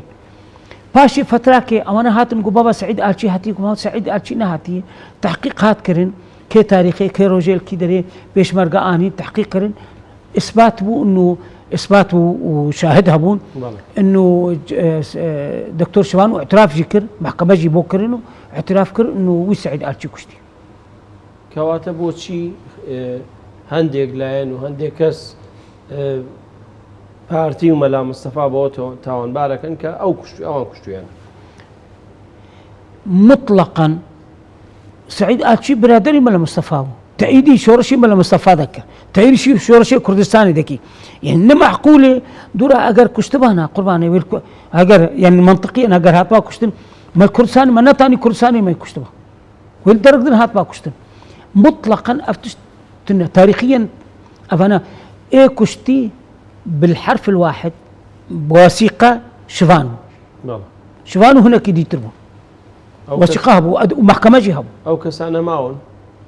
تيان ده هيك كمان هنا كمانه جماعتي سعيد آل إيه عفوا جماعتي شفان هنا كمانه شفان ما يأوي دي تر هناك مابون هناك بيشمركة جي حياة من زاني بو بيشمركة إيه مشاركة بكشتنا شوان جكرون هناك مابون من هناك دناسين يعني هناك شوانا شنواش بيشمركة باش أجر يك بكرتيش بباسي هيوندي حزبي ديمقراطي كردستاني إيران إيكي إيه حزبي ديمقراطي كردستاني إيران وبارتي إيه أو كاتا هيونديان شون بوي كتوب ناسي والله قربانهم من ناس بس وقت من طلبوهم لبغداد قاسم له رحمتي لبغداد لإيراني رفيبو لإيراني بقى ما دقوت إما طلبوهم لقلدات نشتروا أوانا أما جبوا تاريخه دقوت بابا إيوة لقل إيران دجي ملتي كردة إيوة غلط إيوة علاقات لقل إيران هبي وما جي هداري لي يذكر ما قول بس بابا إيه ما جي مضطرن يعني مش يعني ما بيشن كيري سوريا عراق تركي هو أنظمة دورو بري ما همودش منه مانه أجر مدوسكي خنا بين المفادة كنا بين ريه كنا بين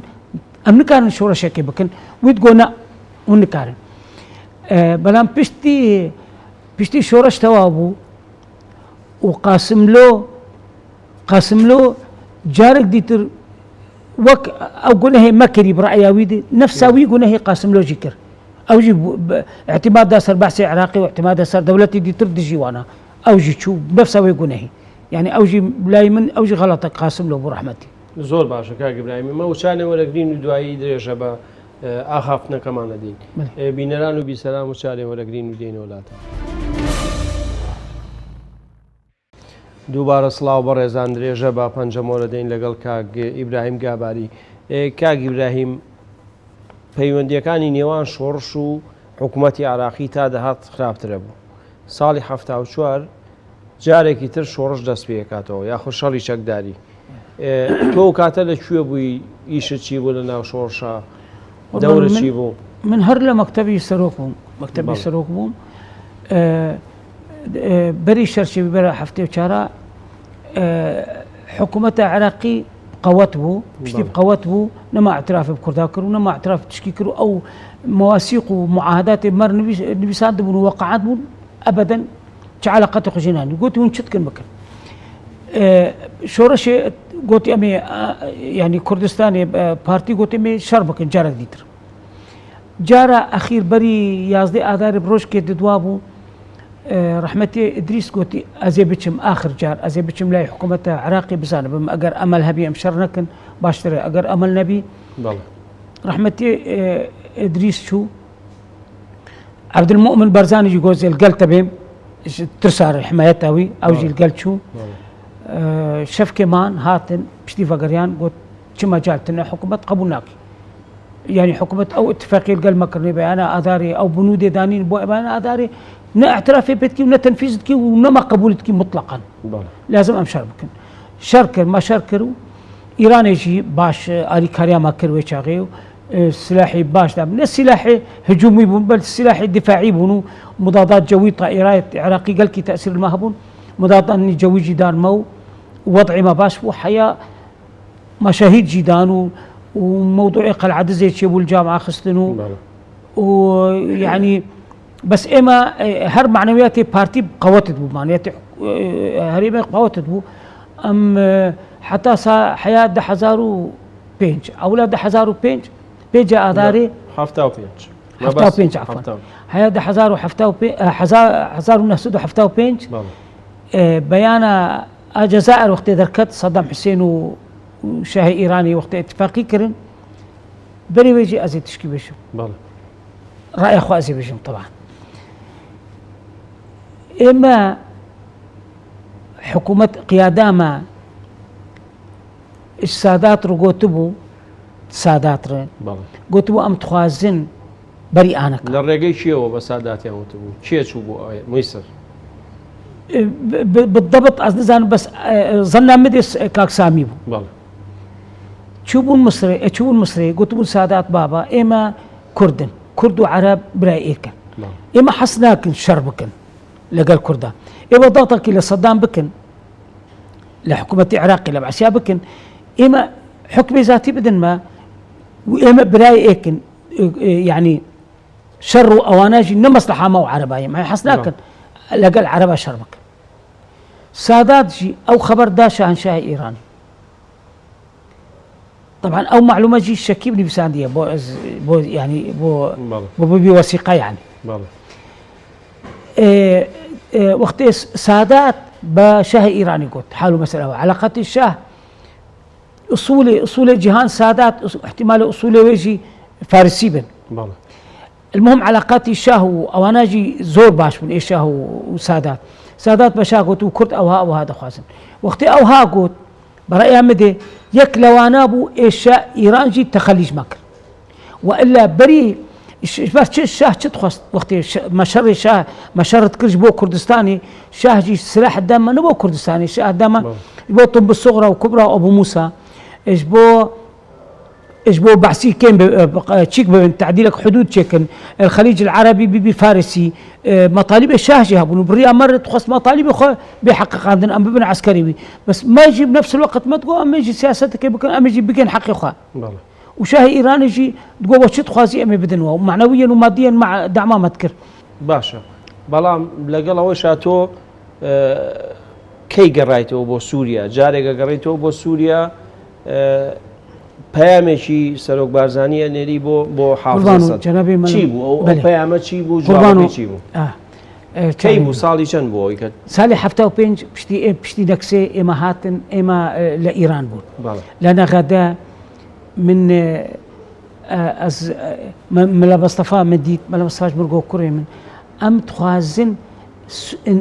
فائدة خلافة سوري وعراقي فائدة حردو بعث حردو دجمني ايكن انا ك بعثي سوري انا كخونيزيكي ما بكن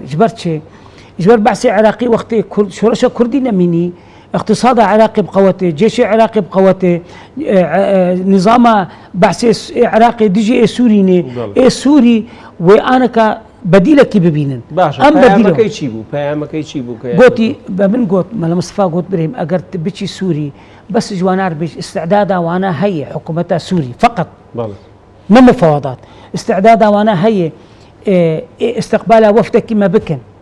اما مفاوضات القلوان بكن لمصلحة الطرفين بو حرب مصلحة حرب الطرفين اما بعثي عراق بعثي سوريا باش دجي بعثي عراقي تولي شو شلون حافظ اسد بيني او بينيني حافظ اسد رؤساء نبو نعم من نشوفه محافظ اسد ببيني بس قلت تبليغ حكومتها لا شو لايران او شو شوم تركي جنا غدا الشوم تركي تركي الشوم الالي قامشلو الشوم جم قامشلو سوري سوري باسبورت مني تركي هبو درويش سعدو باسبورت منو جنابي سروك مسعود وبيشش رحمتي صابر وانا ما قالك باسبورتي تركي ما تشكر قالك باسبورتي ما هبون ابي وجهي وكانت سوري تزوير بنا همو تزوير بنا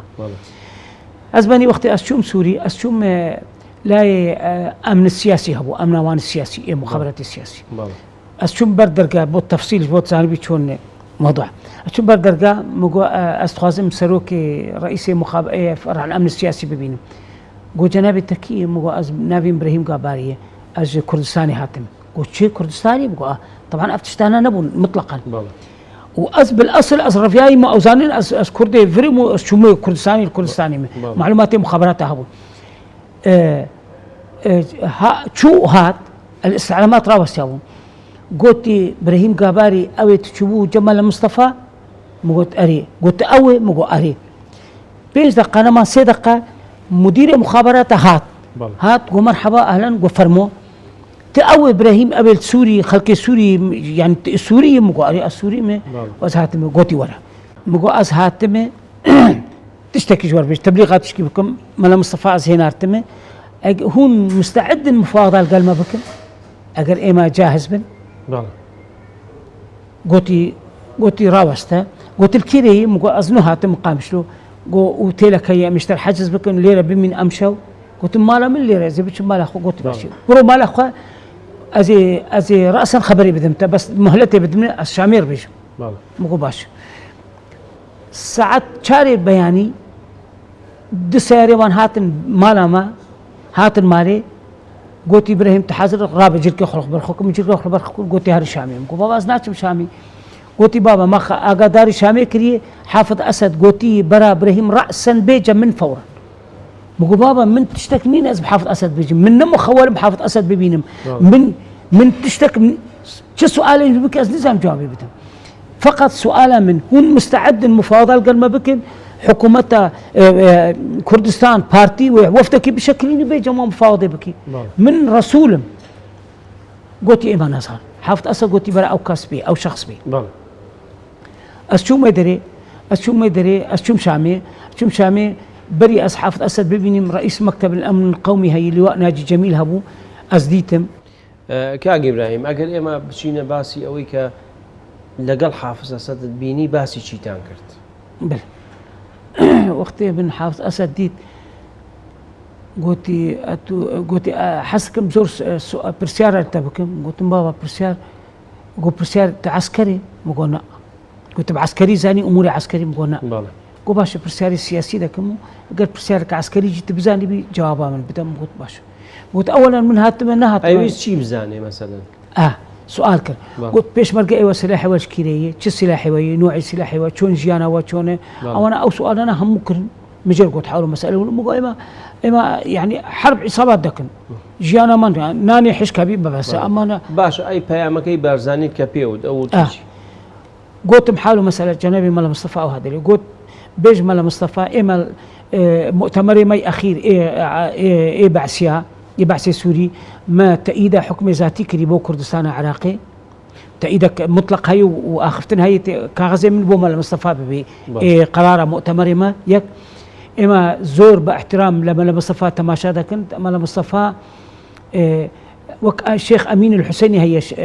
قيادك فلسطيني هبو قلت زور تقديري ملا مصطفى دكن ولا لا إما إنسانك وطنية درجة أولى يا وإما مستعدا ببي قيد شرطي تعاوني لقال ملا مصطفى بكن لبر إما إيمان مان بملا مصطفى هي وسلامي من لما مصطفى بك بلي أقربي شامي إما استقبالي ملا مصطفى دكن هيج نامي يكشتكي دابته يا أخي بدمي بدم قلت إما مستعدا ملا دوایتو پیامکت گیاندو بله ملا مصطفى من پیامک من شو ملاي ملا مصطفى قلت محافظ أسد أو دلي قلت باشا إما مدام أو هايا أتبرو شامي إما جي وفتك دهنير باشي جنابي مسعود بمن قلت ومنو تدشن أم هاتن از هاتم مطار هاتم قرتن مسعود جي قرتن لا شو إلى كام مطار لطهران بله أم قرتن بوشي جيران قربانو دكتور من لمالي جنابي مسعود بوم لكرج بله شل روش ما انتظارك حياج برقوت برو از باسبورتك تركي هاتم بله اواناجي اتاري مراقبه ما ذكر دكتور محمود عثمان معلومات دابون باشي بسوريا كان يا بايران بايران مالي دكتور محمود جي نزكي مالي كاك مسعود بله طبعا اما جنابي سروجي من مناقشه بيكر صار في موضوعي قلت بالي راست دكتور محمود بإيران قلت إبراهيم هاتي وأنايو موضوع زاني وموضوع معلومات الدكتور محمود هبونجي وقت شو مطار أزقرت وقت أزقرت مسعود جكرت شان روج معنا ولا من يازدر وجامع هاي كاك مسعود جي 6 روج 7 روج تشكيله كواتي ويت الدعاء ولا تانتو إما مقابلي ترجي كرن لحبسي للتحقيقي باشي أزبردام جنابي ملمسات تدخل كل شاهي إيراني حيا أزبردام وضباطي وأنا أنيم أزبرم مالكاك مسعود أو چند روج وزنزانا كده بوم تاني منفردة كده بوم وأز كهرباء كرم والمدانجي قالك تعزيبا مكرنشي باشا كاك إبراهيم ما وشاني ولا جرين دواي أو باسي پەیوەندی سووریا و پارتیەکەین تۆ هیچ دەورێکە هەبوو لەوەیە کاک مەسعود ساڵی 76 سەردانی سووریاکە ئەمێ بەڵام دوای وچانێ وەرەگرین و دوایەوە بۆمان باسکە بینەران و بیسەرانی خۆشەویست وچانێ وەرەگرین و دێنە وڵاتان. دووبارە سڵاو بەڕێزان کاگی براهیم کە تۆ سەردانی سووریا دەکرد پارتی ئاگادار بوو پارتی دیموکراتی کوردستان ئاگادار بوو بە پرسیێوانە چویت يعني چه سلطات سر من نبون من وقت بچم بناوي ملا مصطفى دچم كس نتاني بيجي بوچوي وچما چوي هر اوانا هر دهات سلام لمن ذكرونو و عيد كان عن هبو دهاميرو هبو اونا هبو جماعتهم بشتي عفوا دهاميرو كتو حبسيده بس هناك جماعتين ما يماون هر السلام لمن ذكر اوانا جي قاچاق بون سوريا بارتي السوري بشتي دهاميرو هات قرتنو اوانا جي قاچاق بون حميد سين والحبسيده بو اونا هم الحبسيده بون بس هذه كلام متكرن بريك دور يعني بس ناتواني بون تدخلي بكن تشتكي وتشناكي ولقى الحكومة تشتكي لقى تدخل نتكر باشا كواتا تو هیچ دورة هبو لدروس كردني بيونديني وان بارتي و حكومتي سوريا چونکە کاک مەسعود ساڵی 76 وابزانم سەردانی سووریاکە تۆ دەورە هەبوو لەوە ساڵی 76 قربانو جنابي مسعود وقتی چوو مەلا مستەفا نەخۆش بوو لەگەڵ هات لندن و جنابي مەلا مستەفا ڕەحمەتی چوو ئەمریکا و جنابي مسعود مال لندن ما لندن وقتی ما ئەچووم لندن وكتم حبسێدیشی بۆ پاسپۆرتامێ تەزویر بوو تەزویر بوو بەڵام مش بۆ ڤیزا ئەس کەتم حبسێدە ڕۆژکێ دوا وەز دەکەتم اتصال بجماعتي بلويتك كوري دكتور محمود هوا هبو لو اتصال بيكرو وانا المهم مسعود هات شامي واستقبالك باش كرن اعضاء قياده قطري وقومي وانا بس بري ويشي قربانو بري وتشتكبوا وقت من الشامي بو جلال طلباني وعلي السنقاري ناس كرن ازل شامي از مفاوضاتكم محافظ اسد ديتي وانا على اساس بري وملوينه شون حافظ اسد ديتي شو من حافظ اسد ديتي حس كرن بزان من اولي سكتشيه او موضوع شيه جلال طلباني اتصال مكر قلت حسكم تبيبينم او علي السنقاري ما اوديتن لكافيتيريا كبو ما اوديتن كافيتيريا الرصيف لشامي ما اوديتن كغزك دانمي بوج قوتي بوج مسعود خاص قلت بدي جنابي مسعود طبعا قلت تبدي جنابي مسعود ونقدا كاك ادريس كرن حسكن خلافك بكن نقبا ادريس مسعود لنا مكادا بلا ونفسي جلال طلباني قلت سلامي من الجنابي مال مصطفى بكي سلامي خاص بلي بناوي مام جلال بلي كاغزك سبي من ليلة توقيع دكن ومالا مصطفى شو شروطي هبي اللي صار بالنوسي شو مشكلة منين مطلقا لازم إما استفادة لها بدو بكن وعلني وأودي ترجي غيري أما أودي ترجي مالا مصطفى عشائرية وعقلي عشائرية وإما دزاربون مالا مصطفى ناتواني بنجحي وإما أزاربون أوهابكي لقى قيادة قطري وقومي لقى الملة سوريجي لقى الكردي السوري هناك الكردي السوريجي انضمام كرن مام جلال تأييد مام جلال كرنو مكتبك مام جلال لقام شلو تشيبو او انا ومن جي كردي سوري يعني علاقتي مباشره لقى الكردي السوري اجتماع لقى متكرنو او انا مام جلال زور حساسيات لمنكر قلت ابراهيم وقت ليله بي كردي سوري دناسي وبناوي ملا مصطفى اخبي وملا مصطفى تأييد ويتكي يعني ناتواني ملتي سوري ببلا اخوان باشا كوات امي او بزانم تو نامەکەت گەیاندە دەستی کاک مەسعود و پەیامەکەی مام جەلالت بە مصطفى كاك مسعود بوت شخصيا قلت بحال بس مرسالة دا كاك مسعود اما جلال طلباني جنابي مسعود استاجي اكيد اقدار من دايدي وقلت ما حسكني ما حسناك لقى جلال طلباني لقى اوانا انشقاقك ما هبي انا اما بحاجة يكبن بحاجة يك كلمة بن كرد حمو بحاجة يكبن وشربك لقى الايك وموقفه ما يكبي بس من تشتكربو من بيانك نبيسان بوقت ما لشامي ومن وضع زانبو شون من بيانك نبيسان بو مدانبو اما لكردستان او اتواني بشربكي براخوا دياربكي جلال طلباني ناتواني شربكي بري انا كاجي ناتواني من نبيسان هل بخوت من بخوني بسان من دانبو عن مسعود بارزاني ابراهيم كاباري اجا جلال طلباني جي فكراوي دي من رأيه مسعود بري أو تقرير نفساندي هرشيت بو قلت شون أو هذا اللي قلت بابا أتو استدلي إيوا عشائرين وغلط وناتواني شورشك بكنو لا يكيجي دلي إما تأيدي إيوا دا كنا ما يقدرن بإيوا مقو إيوا أجر راس بلي فرمو شربك لكردستان وخا إثبات بك أجر بحسي سوري اعتماد دن سرته ناتواني بكين نتيجاك إما أساسا إما نبع سي سوري كس ناتواني شورشي ريفا بريا شورشي بكي غيري بارتي جلال طلباني زور حساسيات بيشبو سبب حبسه مجي مباشر وغير مباشر سبب نقد مو بيان ابو امن درينا ضد مسعود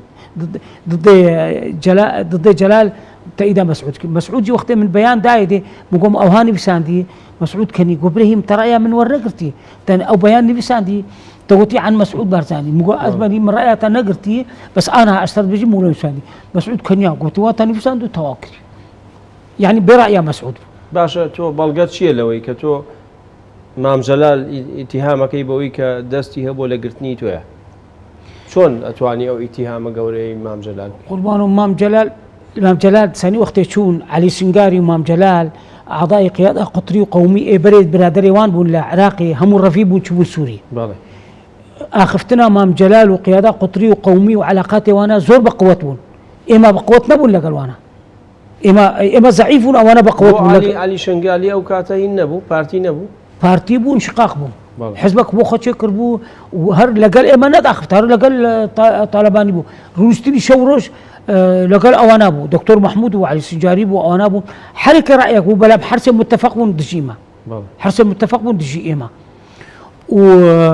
وجلال طلباني علني يعني لبر حكومه سوريا وقت التحقيق مرتكرن قلت تشما دجي جلال طلباني يعني ديار بو جلال طلباني دستي هبو وجلال طلباني اتواني بو بتليفونك من دريني نمن كيبي لا اعدام دريني جلال طلباني اوش نكر وجنابي سروك مسعود بمن قوت وصاغي قلت الدجارة ازو ازاد برواري دجارة يان سجرة ورحمتي ادريس امتوني لاي حافظ اسد قلت بابا ابراهيم ايما قلت ابراهيم نماو يعني قبولت باسي او شكين باسي او كاين كتو للزندانه تشيل بسر هاتو بلام كاغ ابراهيم تو با بينش باسبورتي تزوير سفر ذاك اما شلون ام همو باسبورت شلون بيا قربانو ويكاتي نوك انا هابو كمبيوتر وانا نبون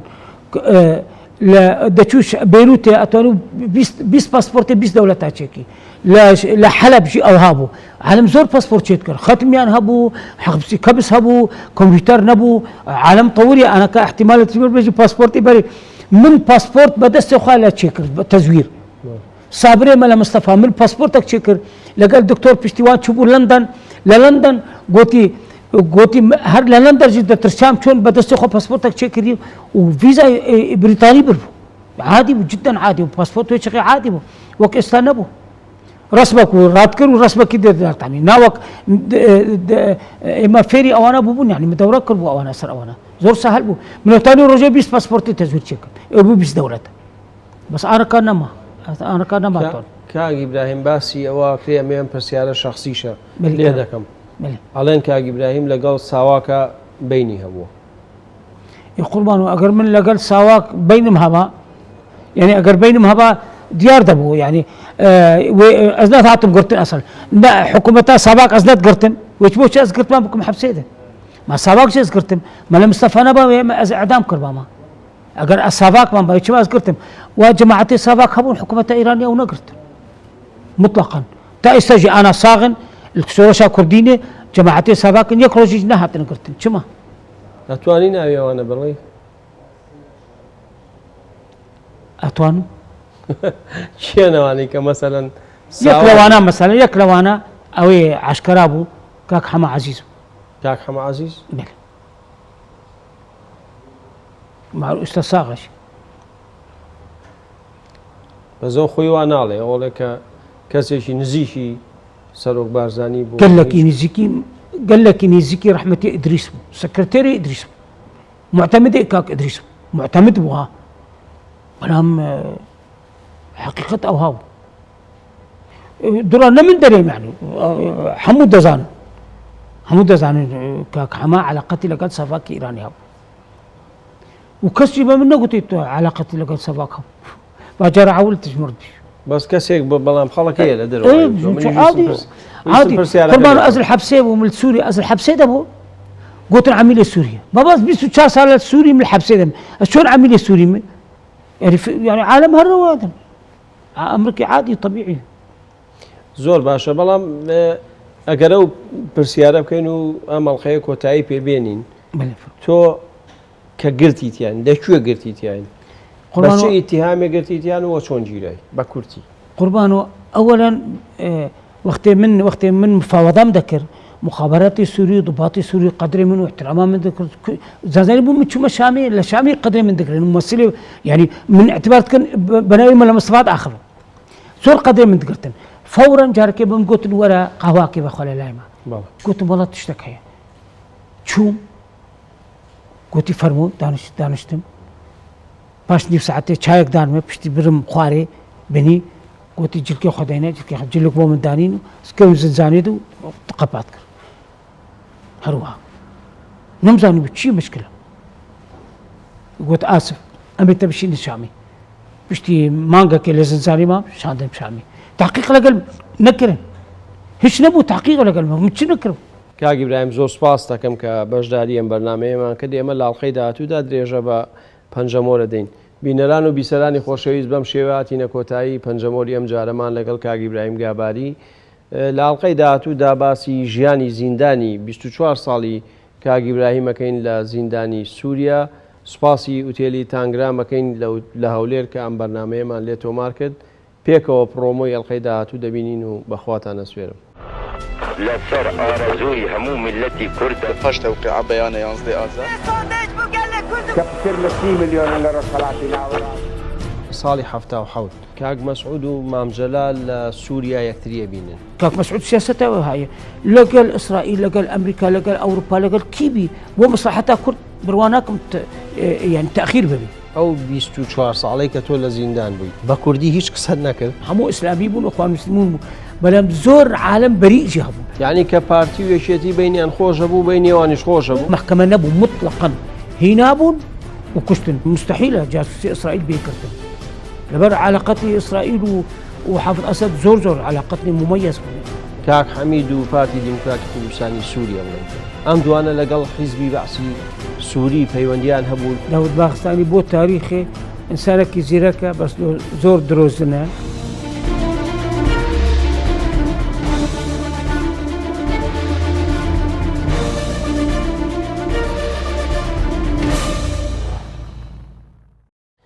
بینەران و بیسەرانی ڕوودا و سڵاوتان لێبێت خۆشحاڵین لە ئەڵقەیەکی دیکەی پەنجەمۆر لەگەڵ ئێوەی خۆشەویست داین لە پەنجەمۆری ئەم جارەشدا درێژە بە گفتوگەکەمانە دەین لەگەڵ کاک ئیبراهیم گاباری کاک ئیبراهیم بۆ خۆی خەڵکی حەسەکەی ڕۆژاوای کوردستانە زۆر جاران بەراوبەری کردووە بۆ باشوور و بۆ ڕۆژاوای کوردستان سەردەمانێک لە شۆڕشی ئەیلولا بەشداری کردووە دوایەوە لەلایەن ڕژێمی بەعسی عەرەبی سووری لە دیمەشق دەگیرێت ماوەی 24 ساڵ لە زیندان دەبێت دوای ئازادبوونیشی جارێکی تر دیسانەوە تێ هەڵەچێتەوە کاک ئیبراهیم بەخێر بێتەوە بۆ بەرنامەکەمان جارش ئێمە لە ئەڵقەی پێشوودا تۆزێ باسی ئەومان کرد کە تۆ لەلایەن ڕژێمی بەعسەوە ئەگیرەی بەڵام پێم خۆشە پێشەوەی درێژە لەو باسە بدەین باسی ئەومان بۆکەی ساڵی 75 و 76 77 تا تۆ دەخرێتە زیندانەوە ئەو کاتە ئەحزابی ڕۆژاوا هەبوون کێ بوون پەیوەندیان چۆن بوو لەگەڵ پارتی و یەکێتی یاخۆ سەرکردایەتی کاتی و یەکێتی نیشتیمانی کوردستان کە دروست بوو بوون قوربان و پارتی ڕۆژئاوا چلۆ بوون دو پارتی لێرە هەبوون منافس یەکێتی و پارتی نفسی حالە دو پارتی مصغر لەوەی هەبوون پارتی یەک تابعی حزبی دموکراتی کوردستانی و یەک تابعی چێ بوون ناویان چی بوو پارتی ئێمە پارتی دموکراتی کوردستان بوو ئەوەی دیترژی کاک حەمید دەرویش و حزب التقدمی یەک بوون یعنی دو حزب لە سووریاژی هەبوون مصغر بوون یەک کچکە بوو یەک کچکە بوو وەختێ تۆڕە دەبوون لە یەک أوانا جي تورا دبون وقت الصلح دبون أوانا جي الصلح دبون يعني إما توان قياس بكن نفسي يكون يعني كبارتي ويشيتي بيني أن خوش أبو بيني وانش خوش بيني وان خوش دبو وقت ميزاني حرارته فورا بيان خوش دبو وقت خوش نبو خوش ندبو يعني براسي نفسي مستوى وك يعني يك نظام ويك حزب ويك بارتي بون تنافسك يعني وقت إما مشكلة جماعتي كاك حميد درويش الويري هر يعني وك إعلام بون ركلامة كتيبون لسوريا أحزابي دي ترجي حزب بارتي ديمقراطي كردستان أو جي ركلامة بارتي بون بلام تأثيرا مال مصطفى تأثيرا شورشا كردي تأثيرا أو كان سالي تشوني شورشا كردي زور سوري هبو كردي السوري إيمانوان مال مصطفى بقوته يعني جلال طلباني لقال حكومتها سوري لقال كاك حميد درويش لقال تشتكرن تأثيرا وان نبو كردي السوري هر مال مصطفى لايوان خطة صوربو قبول نذكرن مطلقا كسب بحثي مال مصطفى بكي حتى جماعتي حميد درويش جار لاجتماعاتها بدلها نبو بلام بحثي مال مصطفى نذكرن وقت بحثي عن كرباء اجباري باباشي بحثي مال مصطفى ذكرن بو جماهيري وان لو ان تورا نبي نا يعني نا دلوان او بيوندي او دو حزبه كاك حميد وبارتي ديمقراطي كردستاني سوريا بلين ام دوانا لقال حزبي بحثي سوري بيونديان هبو لقال حكومتي سوري بيونديان هبو كاك حميد جماعتي كاك حميد لشيستو حشتاد بيوندي لقال حكومتي هبو علني بوجي واماناجي انكار نذكروا ودقوت اما سياسته ايمانات وان كاك حميد دل علني دقوت منات وان مدرج على بكم حبسي ده بو تشتكي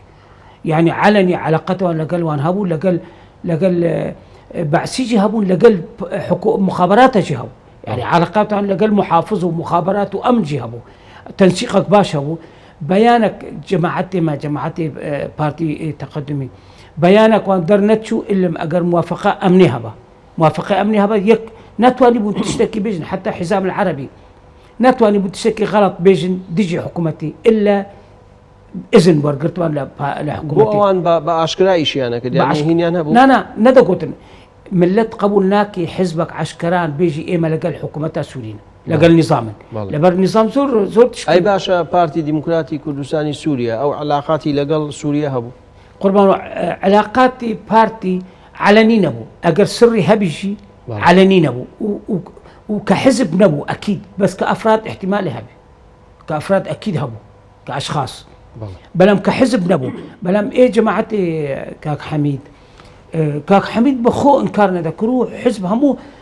جار انكار ذكرين لمجتمعاته وانا بلام علني همو علم زانبو علاقتي حزب تقدمي جماعتي كاك حميد علني لقى الحكومتي واضح بالله كاك ابراهيم باسي واكريك صالح حفتا وحوت نازان موكاتتو كوتويتا زندانيانا بلام كاك مسعود ومام جلال سوريا يكتريا بينن تو اگادار بوي بشدار بي لو كوبون لو جبينا نبون بلا ازانم كاك جنابي سلوك مسعود وجلال يكتر ديتن لشامي سوريا طبعا مرحله اول زور ثقتان امام جلال دهاتو بحزبه يكتي دهاتو اواناو يا واش هيدي ناس كرن انه اوي تاثيري لجبهه هبي للشر لكردستاني اوي تاثيري هبي همو جماعتي برزانينا بارتي ديمقراطيه برزانيات بقوة ترش همو تشتي يا واش التزام بمسعود كرن حكومتها بعسي بس نبى قوة نمبدأ بو يعني بس مصلحة بو لبر اوي جبهه باشا بلام كاك مسعود لكتيبك خويا باسي واك علي من لجيانم دا سيج دو جار يا سيجار حافظ الصدم بينيوا هیچ پشیمان نیم لی و پیوندیشی دوستانم هبو لگلی قربانو كاك مسعود بوشمان نبي كاك مسعود انسانك علني بو لقى المخابرات ايش نذكر لقى حكومتك ايش ذكر بو مصلحه كرده يعني شخصك علاقتي لقى المخابرات ديني وسروكك لقى حكومتك ديني فرق زوره طبعا بوشمان نبي لبر بو مصلحه ولا تخو مستعد له قال همو كسيمه كاك مسعود سياسته هاي لقى اسرائيل لقى امريكا لقى اوروبا لقى كيبي بو مصلحتها كرد برواناكم يعني تاخير ببي لقى بو مصلحتها كرد شو لا يصدمش ما صدام ندج مني ما قورتين دج من بوجي بلان بو مصلحتها كرد كاك مسعود اما هي بو مصلحتها كرد كاري هموت شتي بك وكاك مسعود تشكي ديجي هي أنا أزنا وصفي مسعود الدم يعني أز ركلام أم مسعود يا إعلام أم مسعود نا بو حقيقة بو تاريخ مسعود يك نقطة الحياة إخوة الجيان إخوة ديجي مصلحة كرت نكري بينما أطراف ديتر هزار نقطة هنا بشكل مباشر أو غير مباشر ديجي ولا تاخذ ورقة ديجي مصلحة ولا تاخذ راوس يعني باشا إما باسي زيادة ئەو ڕووداواناکەین کە تۆ تێیدا بەشداربی بۆ خۆت شایەتی لەسەرەدەی ئەگەر بینە سەر ئەوەی کە زیندانیکردنی تۆ تۆ قوربان ینی کەمێک باست کرد ئەڵقەی پێش و بەڵام حەزەکەم بە وردی بۆمان باسکەی ینی کە تۆ گیرای تۆمەتی تۆ وەختێ من گیرام لە قامشلۆ هاتم گرتن خستمە زنجاناکێدێ تقريبا كيمي متر كيبو بعنبوناوي كيمي دمترا بوجي جيانوي الروجي ساندويشك بو ماتاني جانا ساندويشك جانا دي ساندويش ايفاريش بو ماتاني والله تقريبا 4 روجي مام لزنزاني ده زنزانك بيبي مقابله بزياره بيتشتك باشي امبرين شامي يجي تقريبا سيمها على زنزانات امام زنزاني من انفرادي بو والله تحقيق الاقل من نهات كرن بس هناك ضباطه ناوي تشي فلان عنوانته او انا اتو بودجي امام جلالي بابا مديجي امام جلالني ما من كردم خطك ما هي از برزاني از محسوب صار خطه برزاني يعني علني مبدئيا او انا جد جي منه لا اتو محاوله ذكي غلط الى قال امام جلال بكي اتواني اتو خطا تباشني لما كردي سوري ديال امام جلال خاينه بكردي سوري ديال او هاي بكردي سوري او هذا بس واد قلتبو احتمالا والله باشي وي قربان امبرن حبسك نافي حلبوني بو حبسه حلبوني جي از بو لناو شامي بو لناو دمشق لناو شام لزنزانه عم درخصت لمخابرات ابرن فرع حلبوني بشتي حلبوني تقريبا سالكي ازبرم باشا لو زندانه شي ليبو شي جيرابون او زنداني حلبوني تنظيمات شيوعي زوربون بله انا حزبي شيوعي سوري سوري تنظيمات الحزب الشيوعي حزب العمل الشيوعي واحزاب الشيوعي دي مثلا انا هناك لمعارضه نزور معروفا انا مثلا فايساره هي انا كمعارضيه لائتلاف السوري ايش ذكي اكرم بني وليد بني رياض الترك ابو سكرتيري بارتيا شيوعي ابو وزيرك السوري ابو جميل ثابت وزير كاربو روشنبيلي السوري والمثقف السوري حموله حبسوا بس اكثر يوان شيوعيبون كردي تيابو لي اوقاتا كرد حميد سينو سكرت اندامي مكتب سياسي بارتيا كردستاني اوجي الويريبو بارتي ديمقراطي كردستاني شو سوريا اي سوريا بله اوجي لحبسه او بوتشي جيرابو اوجي قربانو بري دهام ميرو اوانا نجيرابون بله اوانا برلاكرن او حميد مال حبسيده بله حميد مال حبسيده تشندروجا امنو حميد بيكاوبون باشي حميد نقلبو ودر هنال بشتي حميد در هنال ومن مام من برن كفرسوسي سجنك هاي المخابراتي نبي كفرسوسي ويجي اموري مال حبسيده بوبون عادي يعني روتينك عادي بو تعذيب نبو او سجنانا هم يا لنا وشام ابون يا لنا وشام دقربان بله لنا وشام صالح حشتي مانجي بينج بو سيارة هينان وام تقريبا سيه دكس امبرن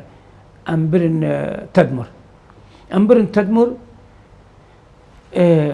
تدمر ليدان واستقبال وليخستنو واوانابو وتعذيب يومي بو حرو اخر شيء داوي شي ان لي كدن بوشي النكر بوشي تعذيب انا داني قربانو دعوي تشكينا ذكر هر ام بدرتاني سبيني وقت برنامج كمان هبو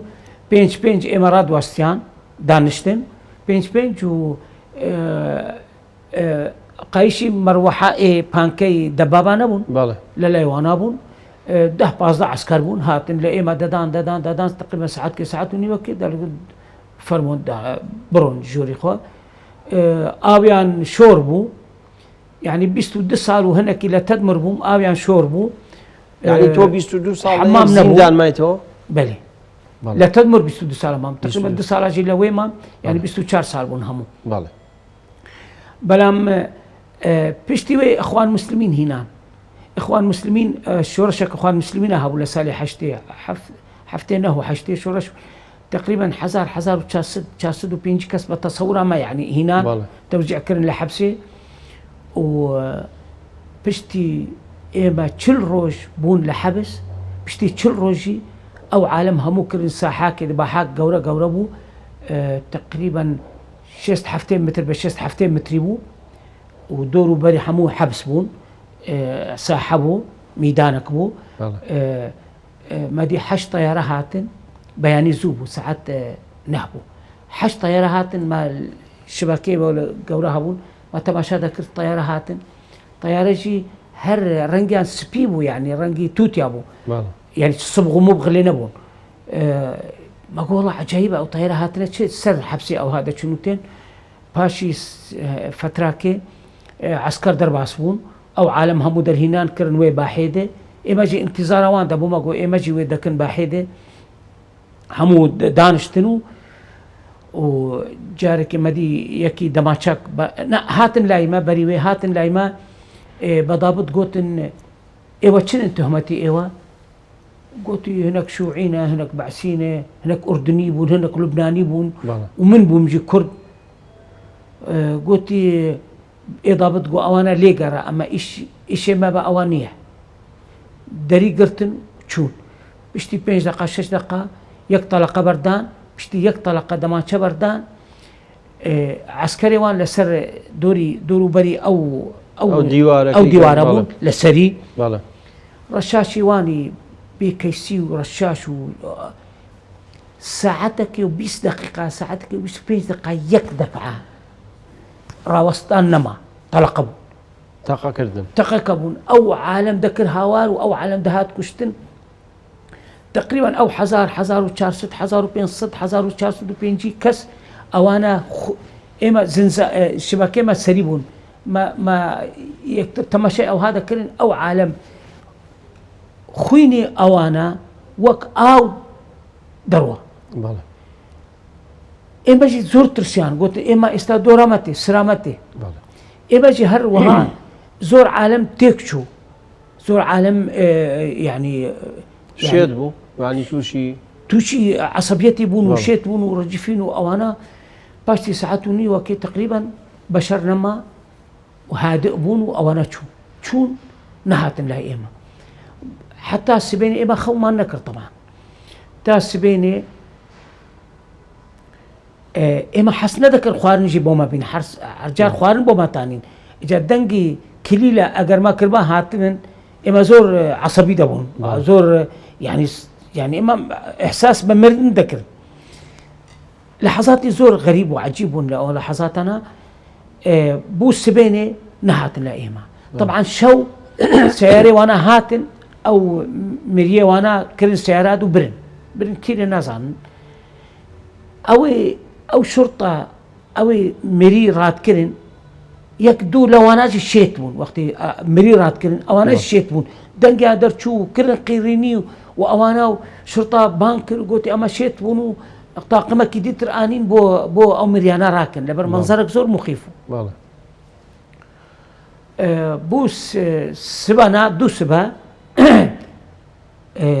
هاتن وقتي هاتن ما دنجي وانكر ما قو اجا سرامي اما استادكوج اما دكوجن كنا كشكله درجه هابو اما تماشي او كنا ذكرن كابراجي زاني من وضع ما تشونه بانجي كرن قوتن اوي وخارن بو امانه عنايه بدنجك بلن بو اما بزاني بن يعني بو اما فين بكن انهاتن بو بكوجن هاتنا خارن بو بينا اما بشكل مطمئن بون بس بلا ما يقين نكر يعني جارك دي لدرجة دان قوتي وخارن بو هاتيه ما قونا بس ما خارن ناوي قوتي نانا خارن بيو نترسن حسابك انك انت ايوه شو مشكلة تانية درجة كرن خارن بو ما اينان خارنك زور نوك عادتي خارن نبو بس اما خارن وك هات درجو نتواني بون بخل باشە ئەوانەی کە کوشتن یان ئەوانە حکم درابوون یا هەر ئاوا لا حكم ندرابون ومحكمة ندي تبون هيك علاقتين بحكومة بمحكمة نبو مطلقا هنابون وكشتن هنابون يعني خلال هناك 10 روز بون هناك 5 روز بون هناك حفظ بس يعني كوم كربون لوي تجمع كربون بوانا وبوكشن سەرکردەی ئیخوان مسلمین کەس هەبوو همو اخوان مسلمين بون همو اسلامي بون اخوان مسلمون بون بلام زور عالم بريء جي هبون بەڵێ يعني بمحكمة بون جنج هبون بيشتي ويجي جار بيشتي 20 روزا جارك دي ترجع حبس جارك دي بربو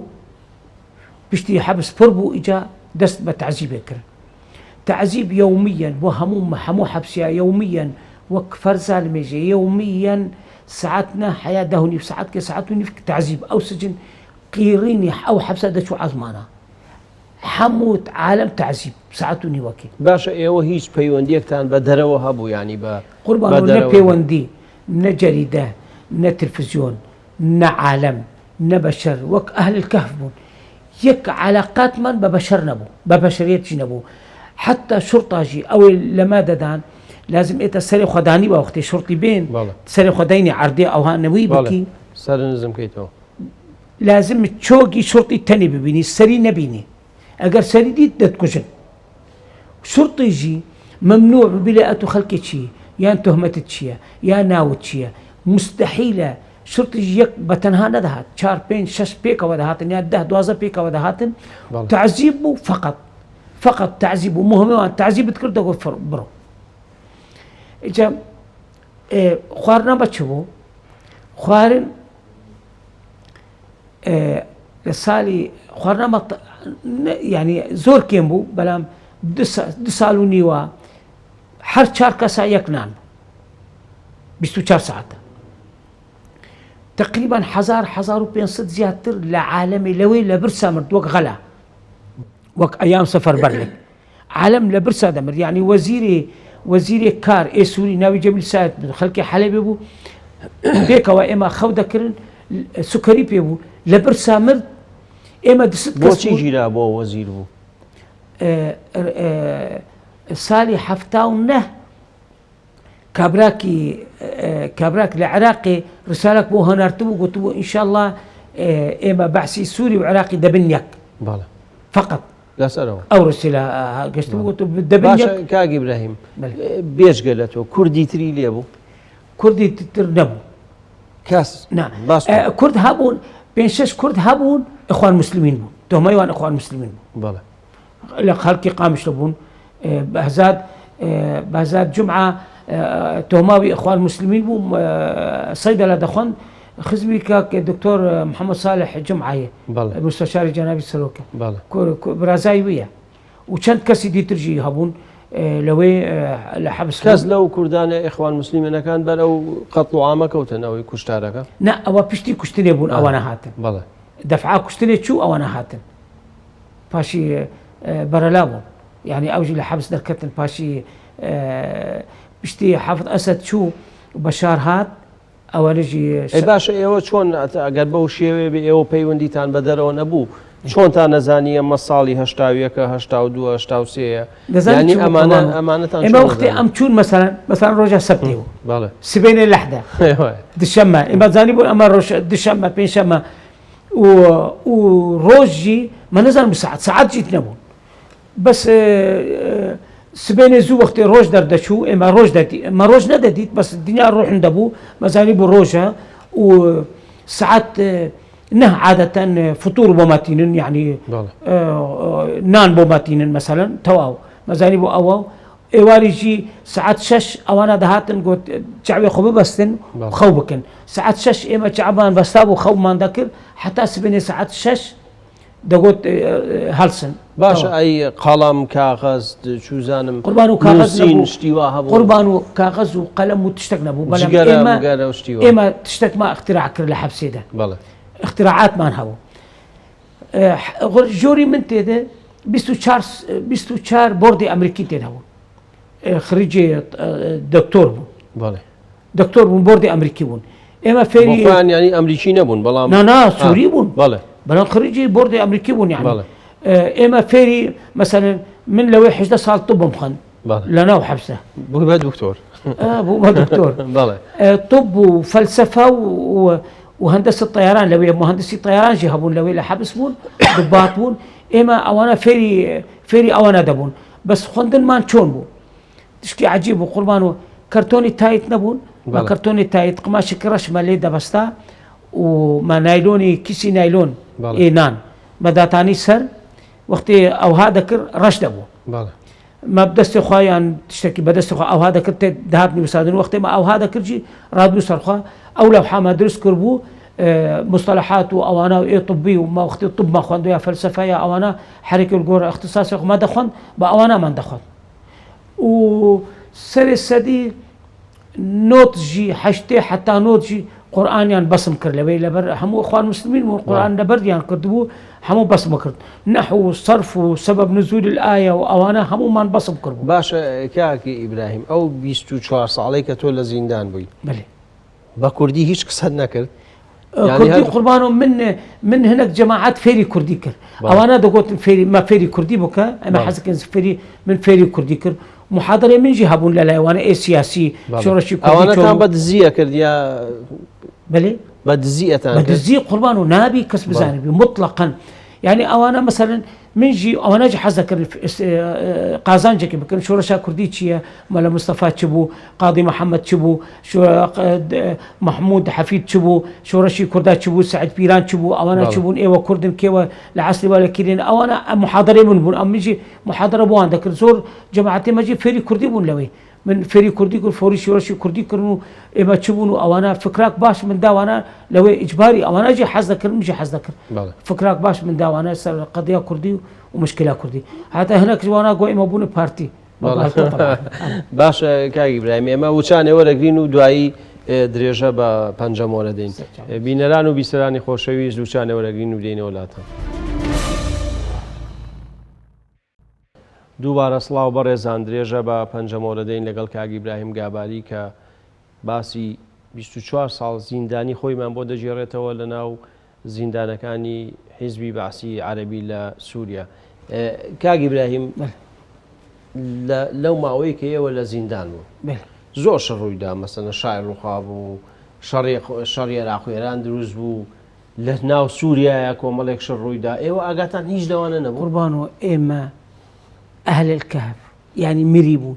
يعني يك خبر يك كلمة يك حرف يك جريدة يك دنك حتى موسيقى نبو مطلقا تشتك نبو حتى إعلامي واناجي ممنوع ولا إيما يعني جريدة حزبي بعث أبدا حتى جريدة حزبي بعث قبو مستحيلة تشتك راسي ولا إيما مستحيلة نابي ممنوعة أي مثلا بونمونا كاسي نزيشي حافظ أسد مردبو مثلا أيوة أشتان نازاني قربانو لا ما نازاني قربانو تدمر إما لنا وباجاري تدمر باجارها أو آثار أو أنا هنا ناوي بالميراي إما جارك إما دي حر قرآن دخوين لما زقوت ساعاتك 2 ساعات روجك دروج حفظ روجك قرآن دخوين إما ما قلت إن شاء الله حافظ أسد مريم بتصورها ما كابراك حرسنا للسري وشباكجي هنا للسري يعني هر إما بن مراقبة أوانادنا شوروش كابراكي بشو بانجي أو مهجع بدليل مهجع رئيسك مهجعي هاي قلت رئيس مهجع لازم راوس شايبي مستنفر بي قلت برئيس مهجعي قلت إيوه قرآن دنگ دكن قلت أريه قلت شو تصور دكن قلت ما تصور دكن يك مردية قلت كيا قلت نازان قلت لازم تبسها بيان تشاو درتين قلت أزمني والله نازان كي مردية قلت تصوراته قلت تصورها مد وزير أوقاف مريا قلنا قولتر قلت معنا رئيس وزراء مردية قلنا قولتر قلت معنا نائب رئيس جمهورية مرتيا وانا قورتر قلت خوانك سي تشارجرا قلت خوانك رئيس جمهورية مريا قلنا كتر قلت قربانو نائب رئيس جمهورية كتر ورئيس جمهورية يعني بس زیاتر لە ئەوانە مان نەزانی وجات من تحلیل دەکرد کیە بابا لە ڕئیس جمهوریە کچکەتر بی نائبە ئەگەر گەورەتر بی لێ نییە یعنی نە ڕئیس جمهوریە کیە مان نازانی بوو وەختی ئێمە لە حەبس دەرچوونجی بۆ معلوماتی جەنابەت وەختی لە حەبس دەرچوون و هاتن شامێ گوتی عەمیدە و دووبات هاتن ئێمە ڕاوەستیان گوتی سپاسیا سەرۆک بەشار ئەسەد بکن ئێوە عەفو کردن ئێمە تەماشایەکتر کرد بەشار ئەسەد کیە ئێمە نازانی بەشار ئەسەد کیە ئێمە نازانی بوون کوڕێکی حەفت ئەسەد هەیە ناوی بەشارە ئێمە دەزانی بوون کوڕێک هەیە ناوی باسلە پاشی مەناس کرد باسل مردی و بەشار هاتیە و حەفت ئەسەد مردیە و بەشارجی بۆ ڕئیسی جمهوریە پاشی ئێمە ناس کرد یعنی تا ئەو کاتی کە لە زیندان ئازاد کران نەتانزانی حافز ئەسەد مردووە نەمان نەزانی بوو ئەبەدەن باشە لە ناو زیندانە کەس هەبوو ئازاد بکرێ ینی بێژگە لە وەژبەیە کە ئێوە پێشتەوە کەس ئازاد کرا لای ئێمە بەێ هەنێک ئازاد نەمازانی بوون ئازاد کرایان ئازاد کران هاتن گوتی فلان وەرە دەرچە بەس لە ساڵێ یەک بوو یان دوو بوون دو ساڵا یەک دوو بوون سێ بوون زیاتر نەبوو ئەوەی ئازاد دەکردن ئێمە دەزانی بوون ئێمە گوتی نەقل دەکرد حەبسێک دیتر هەیە حەبسێک سیدنایە هەیە ئەو حەبسە سیدنایە زۆر سمعەتی باش بوو بەنسبەت ئێمە دەکوت ئوتێلێک پێنج ستەیرەکە حەبسە سیدنایە دەچوو ئەوێ بچی حەسا سیدنایە ینی وەک لە حەبسێ دەرچووبی باش باسیەوە کرێ ئەو کەسانەی کە لە زیندان بوون هەمویان خەڵکی خوێنەوار و مەساقاو قوربان و حەبسێ ئێمە دەست کەس بوون 95 کەس خریجی بەکالۆریۆس و ماجستێر و دکتۆرا بوو 95 کەس لە سەدی یعنی هەر سەد کەسی 95 ینی ڕۆشن بیر بوون زۆربەی ئەوانش ئیخوان مسلیمون بوون زۆربەی ئەوانە ئیخوان مسلیمین بوون نە زۆربەی ئەکتەریەت یعنی لە حەبس ئیخوان مسلیم بوون ئێمە فقط 34 کەس ئیخوان مسلمین نەبوون ئەوەی دیتر هەموو ئیخوان مسلمین بوون ئەو تۆهمەی ئیخوان مسلمین بوون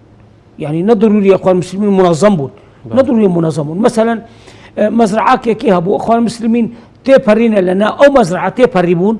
و دانیشت بوون وەختی هاتبوون گرتن گوتی ئێوە لە کیرێ بوون گوتی ئێمە لە مەسەل لە لاسقیە هاتبوون لە حمص هاتن لە کیرێ بوون شەوەک لە کیرێ قەدان لە مەزرعاکی مەزرعی کێ بوو مەزرعی ئەحمەد بوون چون ئەحمەد تانین بۆ نمونە تشکی دیترجی بۆتە دەڵێن 11 ساڵە کابراک لە حەبس بوو خەونێک دیتە بوو گوتبوو من لە خەون بە برادری خۆ گوتبوو من خەونێک دیتە بوو ئەو خەونە من دیت عالم مزاهرە دەکردن و دژی بە حافظ ئەسەد بوون خەونی خۆ گیرا بوو بۆ عالەمێکی گەهاند بوو مخابرەتە ئەو کابرا ئانی بوو گوتبوو لە خەونێدا ئەتو خەونێک دیتم گوتو گوتی کی بوون لە خەونێدا ئەوەی مزاهرە دەکردن گوتی وەڵا نازانم گوتی لازم بزانبی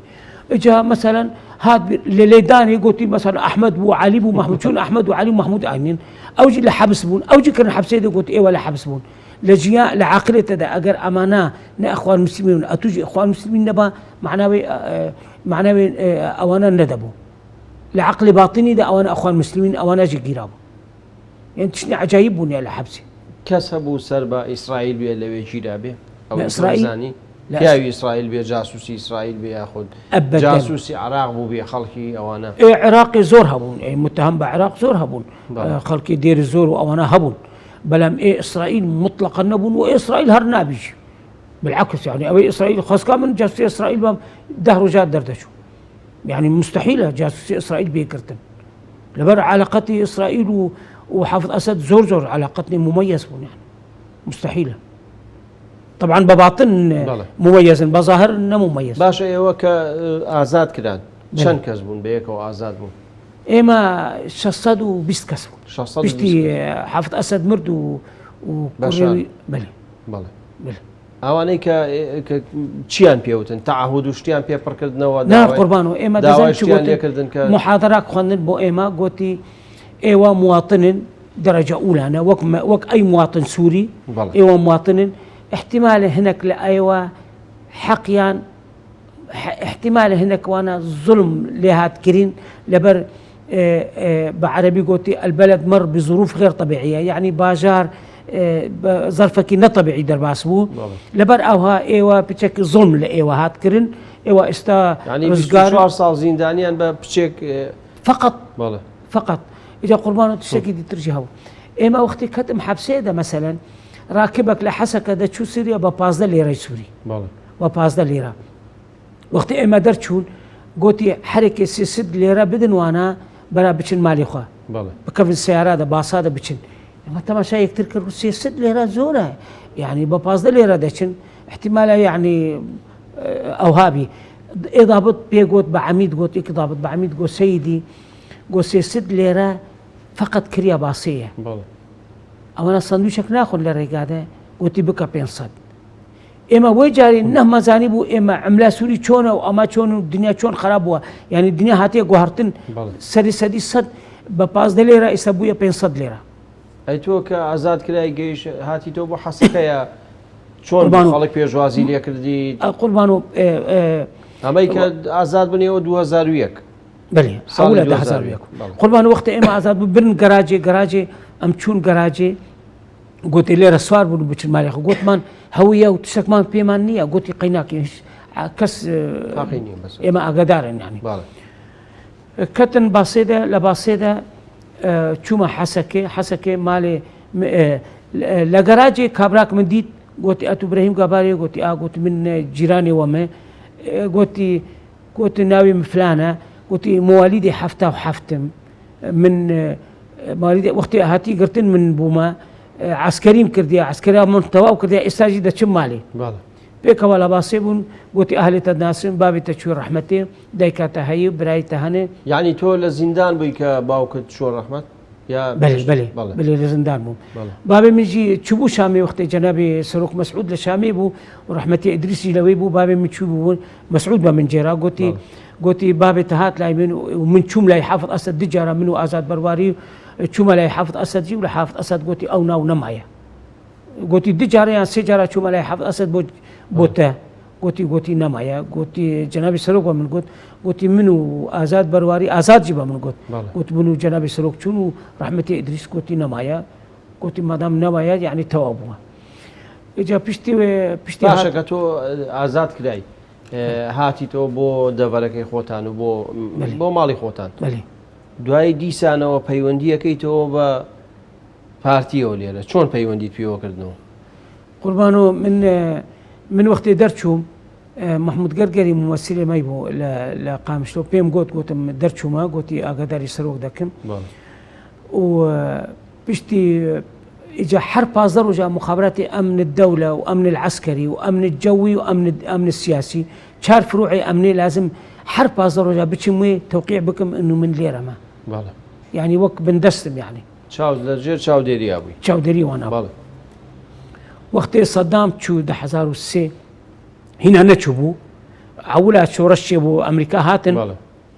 حدود نەما و شرطا نەما و عسکەر نەما و کەس نەما لە عێراقی حدودێ عێراقی بەرەلا بوو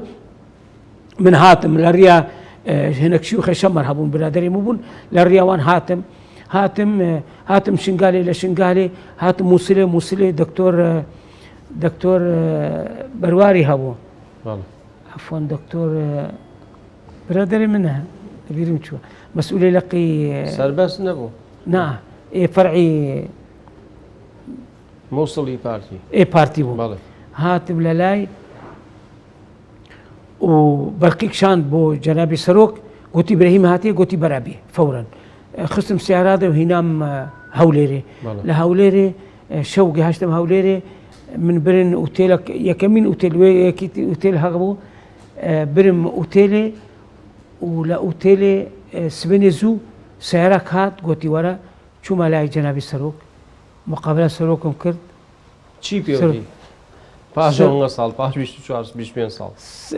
وەختێ سەرۆک ئەس دیتم یعنی یەقی نەکرد گوتی برەهیم ئەتو مری بوو چۆن یعنی معقول نییە گوتی من یەقی نەکرد تو برەهیم بی یعنی تەسەورا من نەبوو ئەبەدەن سوال لە من کردن چۆن هاتگرتن چۆن هاتگرتن و ئەوانە گوتی برەهیم ئەتو محاولێ بکە وەرە و بمینە لێرە لە کوردستانی گو ناتوانم ئێستا بمینم لەبەر وضع نەطەبیعیە لەوێ تقریبا ساعاتێکی لە لای سەرۆک مام و چووم گەڕام سووریا لە نفسی ڕۆژدا گەڕام سووریا باشە کاگی برایم ئێمە وچانێ وەرەگرین و دوایی کۆتایی بەو ژیانە یاخ ئەو لاپەڕانەی ژیانی تۆ ئەهێنین کە دواتر لە دوای زیندان چیر کردووە بینەران و بیسەرانی خۆشەویست وچانێ وەرەگرین و دێن وەرات دووبارە سڵاو بەڕێزان درێژە بە پەنجەمەوە دەین لەگەڵ کاک ئیبراهیم گاباری. کاک ئیبراهیم تۆ لە زیندان ئازاد دەکرێت و ئیتر ساڵی 2003ەوە وەختی ئەمریکان هاتن عراقی حدودی عراقی نەماوەکم چەگوت ئەس هاتم جەنابی سەرۆک دیت ئەزگەڕان وەختی ئەزگەڕام حادسا گەلکی مهم بوو مێژووی یعنی ئێمە لە حەسەکێ بوون ولاتی مال حەسەکەی يعني مالا مال حەسەکێ بوو خزمەکی مە هەیە مهندسی لە معملك أعلاف نظام بەڵێ ئەوەی تینی حیوانات معملك زۆر گەورەیە لە حەسەک نێزیکی حەسەکە سەر ڕێیا قامشت و حەسەکەی ئەو خزمێ مە هات لای من گوتی براهیم سەدام حسێن لێرەیە لە لای مای لە معمەلی گوتی چۆن لە معمەلیە گوتی لە معمەلی سەدام حسێن و سێ چار کەسی دیتر لەوێنە و معمەل بەتاڵ کردن خۆدانی معمەلی گوتی هەموو عمال و ئەوانە ئیش نەکەن تەواوە بڕۆن وڕۆژ بە ڕۆژ کلیلی معمەلی لە لای منە بە ڕۆژ ئەوانە لێرەنە بە شەو حرەکەتی دەکەن و بە ڕۆژی خەوتنە لە جۆرەکە لەسەری و کەس نازانی گوتم معقول نییە گوتی معقولە چوومە بە ڕۆژ گوتی وەرە دووری باژێر بوو یعنی مەنتەقەک نایی بوو چوومە وێرێ ما تەماشا کرد دەرباس کردم کونا دەری سەدام حسێن ئەوها لەسەر ئەو ڕێدێناوی وەختی وەدیت ڕێدەنە کول و درێژ کراسێکی سپی لێ دسمال و عەگالێک ئەوها ڕێدێنی ئەوها درێژە ئەوها خەوتبوو تەماشا کرد سەدام حسێنە یعنی فورا ئەز هاتم خوارێ ئەز هاتم سێراکی سار بوو هاتم سەر حدود ئەز هاتم کوردستانی طبعا بەدزی زۆر نینی يعني مسافة 3-4 ساعات هاتم كردستاني هاتم جنابي سلوك خصم مقول ضروري تبينهم هاتم جنب سلوك مقول جنابي سلوك حاولوا مسألة صدام حسين لما عملك لويري هاو قلتي اتصالي براي قورة مسرور بك هاتم لاي مسرور بيم قلت أزبني حاولوا مسألة وليو كمبيوتر عينا قلتي ورا تماشا بك كيريا قلت هاي أما حسكي أما هاي أو معمل تماشاكل قلت لي ريه قلت طبعا قلت باشا ابراهيم تو بتشو مراقبه بك تليفونك تريا وشغي هبو تليفونك تريا دانمو وبري رصيد كرنو قلت مراقبه بك ما مراقبه يكر هر لويبو طبيعي بشتي دهيو يازدر وجا بشو بيكابك مازدا هات يكون صدام حسين وأوانات كتني دي هناك أوي لقلجي كتن باش بيكابي حودي بيكابي ما نتشار دريني يعني يقدريه طبعا خداني بيكابي جي من ناسكر كيا بيكابك سوري مازدا بو كرد بو لا عربو وخداني معمل يجي عربه جبوري بو شيخك جبوري ابو ايه و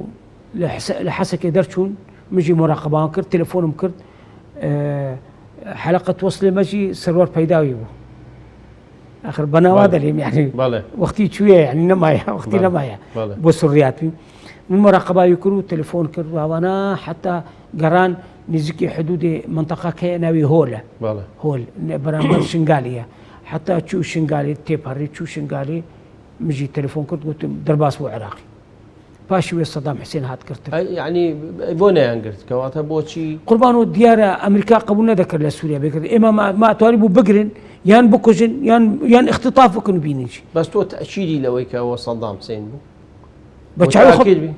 قربانو من صدام حسين معروفه شكلي بتشعروا خبدي لو كنا دارين من زانيبو نفسي اوردين وقتي هاتي قرتن لا نفسي اوردين من وصف قربو نفسي اوردين وانا ابو صدام حسين خيابه او كاتا 25 مليون دولار قربان والله 25 دولار كش من 25 مليون دولار 25 مليون دولار وردقرن امريكا وجنابي كاك مسؤول نا فردان ما هشت ما بقرن من مراقبه يكرجي هر ديار امريكا حظ ذكر العراقي بيقرتن نالحس باش او شوينا لجير دسي سوريا ابو يعني حكومتي سوري بو قربان حكومتي سوري اقدار بو لو من تيجا هشتم بري حكومة سوريا أقدار بو بس حس نذكر أقدار بو مسؤولية نبي لسر على اساس اگر كشف بو دبن مدني بون يعني عملاء صدام بون لوي لا ولا تمبون اما اقدار بون لبر دزاني شو قربان وقت اما مراقبه صدام ذكرنو وصدام بري خدا عراقي سيارك امن جي لدوري اما مراقبه ما ذكر لبر اوهام قلت سيارك امني هي يقول لي قرا تو كي بيك جاري هاتي بو باشوري كردستان قربانو بري صدام بيكرتن بمانجا كي تقريبا هاتمو ويكجاري نما شو حتى استنى شو مسؤولي باشا كاك ابراهيم پەیوەندی تۆ لەگەڵ داوود باغستانی چۆن بوو بۆچی پەیوەندیەکەی نێوان تۆ داوود باغستانی هەیە داوود باغستانی چییە نی تۆ گەشایەتی لەسەر ئەو بەی زۆرشی لەبارەوە پەیوەندی لەگەڵ ئیسرائیل هەیە لەگەڵ تورکیا هەیە لەگەڵ دنیا داوود باغستانی بۆ تاریخی ئینسانێکی زیرەکە بەس زۆر درۆزنە ومبدئي نينه وزور ادعاءات كينو علاقتهم لقال فلان وفلان وانا هذا من جي حزنك بزعل بين شونها حتى جارك باي مهات قوتي دعواكم هيا لو سمعون بيريس دعواكم هيا من خبر دام با كاك فاضل وجنابي سروك وقوتهم حاله مسألة او هاي داود باغستاني دليل بعد وباشي اما من مكلف بزعل بين شونها بيكواتشون بغداد وبيكواتشون أردن لقال شيء بيكو لقال داود باغستاني على أساس سمعون بيريز ببيني باشي دركت همو كشفوا همو دروبو نسمعون بيريز دديتونا علاقاتي هبو احتمالات شو بإسرائيل وك إعلاميك أو وك علاقتك شخصية هبو بهنكا بلام يعني زور دروزن بو يعني زور درو ذكر العلاقات اخوان كواتاتو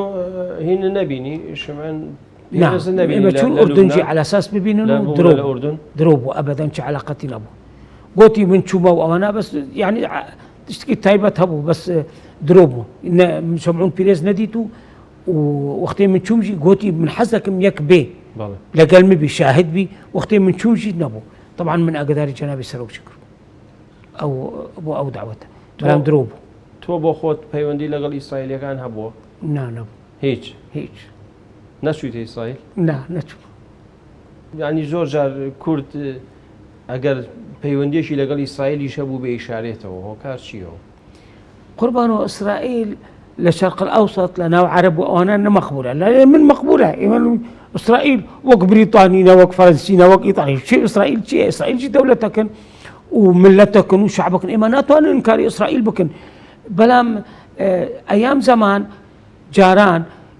كردك يعني عربك يعني شخص رجال إسرائيل با يعني زور تشكي نمار غوبو يعني من نقدي جماعات مجيدة كن وقتي أو بيجن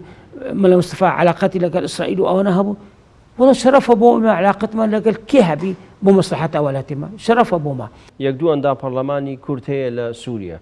هیچ پەیوەندیەکت هەیە وەکو ئۆسێۆن هەندامی بەرلەمانی کی سووریا کورد هەنە ئەندام پەرلەمانن هیچ علاقەتی لەگەڵوان نییە ئەو هەندامی بەڕێ من ئەوەی هەندامی مەجلس شعبی سووری بی هەندامی بەرلەمانی سووری بی علاقەتی علني أمريكي طبيعي لقال أمن ومخابرات وبعسيها